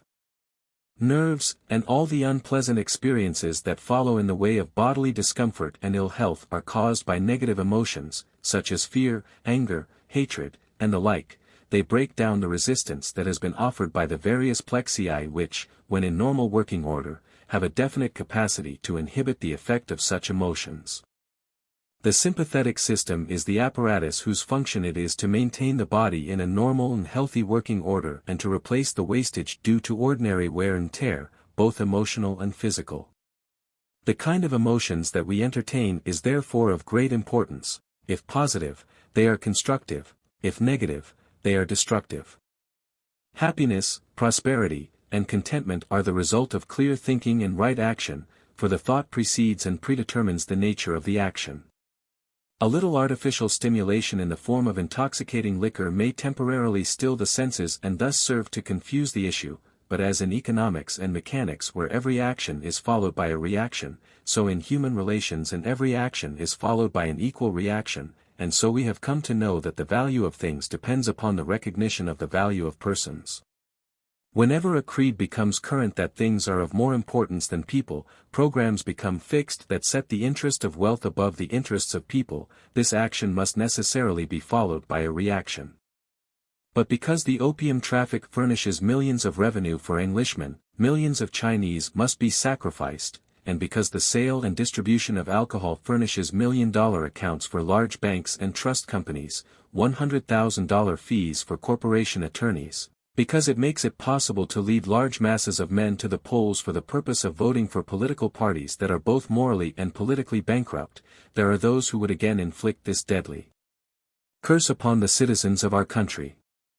Dr. Woods Hutchinson tells us that the death rate for the United States has fallen in the last 3 years from 14.2 to 12.3 a thousand, which represents a saving of over 200,000 lives a year since the brewer's business was closed down. Almost unanimous reports from public school teachers, school and district nurses, welfare workers among the poor, intelligent police chiefs, and heads of charitable organizations show that never, in all their experience, has there been so striking an improvement in the feeding, the clothing, the general comfort and welfare of school children as within the last 2 years. And yet there are those who favor the modification of the Volstead Act. There is probably not a single individual in existence whose thinking processes are in such an infantile stage of development that he does not know that when a door has been partly opened it requires but the pressure of the little finger to push it wide open, so that modification is but another word for annulment with all of its physical, mental, moral, and spiritual degradation and disaster, and all of the sorrow, suffering, infamy, shame, and horror that this most monstrous curse has inflicted upon suffering humanity. Experience has decided that any stimulus applied statedly to the stomach, which raises its molecular tones above the point at which it can be sustained by food and sleep, produces, when it has passed away, debility, a relaxation of the overworked organ, proportioned to its preternatural excitement. The life-giving power of the stomach fails of course as much below the tone of cheerfulness and health, as it was injudiciously raised above it. If the experiment be repeated often, it produces an artificial tone of stomach, essential to cheerfulness and muscular vigor, entirely above the power of the regular sustenance of nature to sustain, and creates a vacuum which nothing can fill but the destructive power which made it, and when protracted use has made the difference great between the natural and the artificial tone, and habit has made it a second nature. The man is a drunkard and in 99 instances in 100 is irretrievably undone. Beer has been recommended as a substitute and a means of leading back the captive to health and liberty. But though it may not create intemperate habits as soon, it has no power to allay them. It will even finish what alcohol has begun, and with this difference only, that it does not rasp the vital organs with quite so keen a file and enables the victim to come down to his grave by a course somewhat more dilatory and with more of the good-natured stupidity of the idiot and less of the demoniac frenzy of the madman. Wine has been prescribed as a means of decoying the intemperate from the ways of death. But habit cannot be thus cheated out of its dominion, nor ravening appetite be amused down to a sober and temperate demand. It is not true that wine will restore the intemperate or stay the progress of the disease. Enough must be taken to screw up nature to the tone of cheerfulness, or she will cry, give, with an importunity not to be resisted, and long before the work of death is done, wine will fail to minister a stimulus of sufficient activity to rouse the flagging spirits, or will become acid on the enfeebled stomach, and whiskey and brandy will be called in to hasten to its consummation the dilatory work of self-destruction. In one of Tolstoy's essays, we find that the seeing, spiritual being, whose manifestation we commonly call conscience, always points with one end towards right and with the other towards wrong, and we do not notice it while we follow the course it shows, the course from wrong to right. But one need only do something contrary to the indication of conscience, to become aware of this spiritual being, which then shows how the animal activity has diverged from the direction indicated by conscience. And as a navigator, conscious that he is on the wrong track, cannot continue to work the oars, engine, or sails till he has adjusted his course to the indications of the compass, or has obliterated his consciousness of this divergence. Each man who has felt the duality of his animal activity and his conscience can continue his activity only by adjusting that activity to the demands of conscience or by hiding from himself the indications conscience gives him of the wrongness of his animal life. All human life, we may say, consists solely of these two activities: 1. Bringing one's activities into harmony with conscience, or 2. Hiding from one's self the indications of conscience in order to be able to continue to live as before. Some do the first, others the second. To attain the first, there is but one means: moral enlightenment, the increase of light in one's self and attention to what it shows. For the second, there are two means, one external and the other internal. The external means consists in occupations that divert one's attention from the indications given by conscience. The internal method consists in darkening conscience itself. As a man has two ways of avoiding seeing an object that is before him, either by diverting his sight to other, more striking objects, or by obstructing the sight of his own eyes, just so a man can hide from himself the indications of conscience in two ways, either by the external method of diverting his attention to various occupations, cares, amusements, or games, or by the internal method of obstructing the organs of attention itself.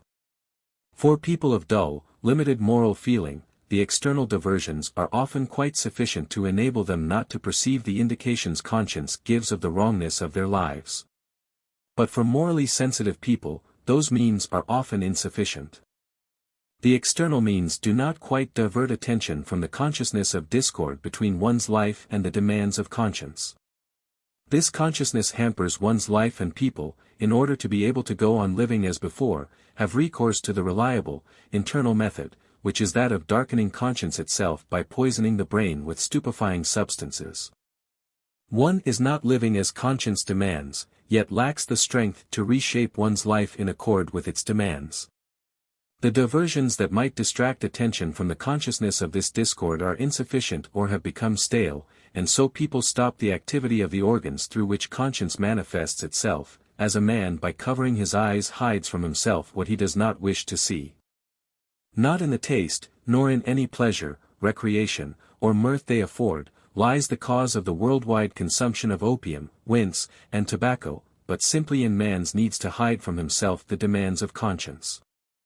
Not only do people stupefy themselves to stifle their own consciences, but when they wish to make others commit actions contrary to conscience, they intentionally stupefy them, that is, arrange to stupefy people in order to deprive them of conscience. When a fortified place has been captured, the soldiers do not sack it and slay the defenseless old men and children.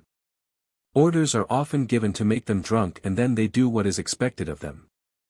Everyone knows people who have taken to drink in consequence of some wrongdoing that has tormented their conscience. Anyone can notice that those who lead immoral lives are more attracted than others by stupefying substances. Bands of robbers or thieves cannot live without intoxicants. In a word, it is impossible to avoid understanding that the use of stupefyers, in large or small amounts, occasionally or regularly, in the higher or lower circles of society, is evoked by one and the same cause, the need to stifle the voice of conscience in order not to be aware of the discord existing between one's way of life and the demands of one's conscience. In that alone lies the reason of the widespread use of all stupefying substances, and among the rest of tobacco, probably the most generally used and most harmful. Any smoker may detect in himself the definite desire to stupefy himself with tobacco at certain, especially difficult moments. I look back at the days when I used to smoke. When was it that I felt a special need of tobacco? It was always at moments when I did not wish to remember certain things that presented themselves to my recollection, when I wished to forget not to think. I sit by myself doing nothing and know I ought to set to work, but didn't feel inclined to, so I smoke and go on sitting. I have promised to be at someone's house by 5 o'clock, but I have stayed too long somewhere else. I have remembered that I have missed the appointment, but I do not like to remember it, so I smoke. I get vexed and say unpleasant things to someone and know I am doing wrong and see that I ought to stop, but I want to give vent to my irritability, so I continue to smoke and continue to be irritable. I play at cards and lose more than I intended to risk, so I smoke. I have placed myself in an awkward position, have acted badly, have made a mistake, and ought to acknowledge the mess I am in and thus escape from it, but I do not like to acknowledge it, so I accuse others and smoke. I write something and am not quite satisfied with what I have written. I ought to abandon it, but I wish to finish what I have planned to dose I smoke. I dispute and see that my opponent and I do not understand and cannot understand one another, but I wish to express my opinion, so I continue to talk and I smoke. Emancipation from this evil will be an epoch in the life of humanity, and that epoch seems to be at hand. The evil is recognized. An alteration has already taken place in our perception concerning the use of stupefying substances. People have understood the terrible harm of these things and are beginning to point them out, and this almost unnoticed alteration in perception will inevitably bring about the emancipation of men from the use of stupefying things and will enable them to open their eyes to the demands of their consciences, and they will begin to order their lives in accord with their perceptions. Physiology has scientifically demonstrated the connection between the brain and the mind in the well-known experiments of vivisection performed by physiologists on the brains of living animals, which experiments defy all contradiction. The most famous among these experiments are those of the French physiologist Flourens, who experiments on animals whose physical constitution enables them to endure considerable injuries to cranium and brain. He cut away the upper portions of the brain, layer by layer, one after another, and it is not saying too much to assert that as the layers disappeared one by one, the mental faculties of the animals diminished at the same time and eventually disappeared altogether. Thus Flourens succeeded in reducing fowls to a condition in which every mental function and every capacity of receiving sensational impressions or of performing any conscious action were completely annihilated, and yet physical life went on.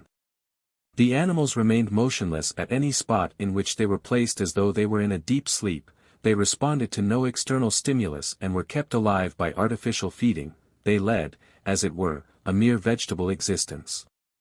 Thus they remained alive for months and years and increased in weight and size of the body. Similar experiments have been successfully performed on higher animals, that is to say, on mammals. If the cerebral hemispheres of a mammal are cut away piecemeal, says Valentine, the mental activity descends all the deeper, the further the quantitative loss extends. As a rule, when the ventricles are reached, complete unconsciousness supervenes. At stronger proof of the connection between mind and brain can there exist than that of the anatomist's scalpel? Where truth abides. Truth is within ourselves, it takes no rise, from outward things, whatever you may believe. There is an inmost center in us all, where truth abides in fullness, and around, wall upon wall, the gloss flesh hems it in, this perfect clear conception which is truth. A baffling and perverting carnal mesh, blinds it, and makes all error, and, to know, rather consists in opening out a way, whence the imprisoned splendor may escape, than in effecting entry for a light, supposed to be without. Robert Browning.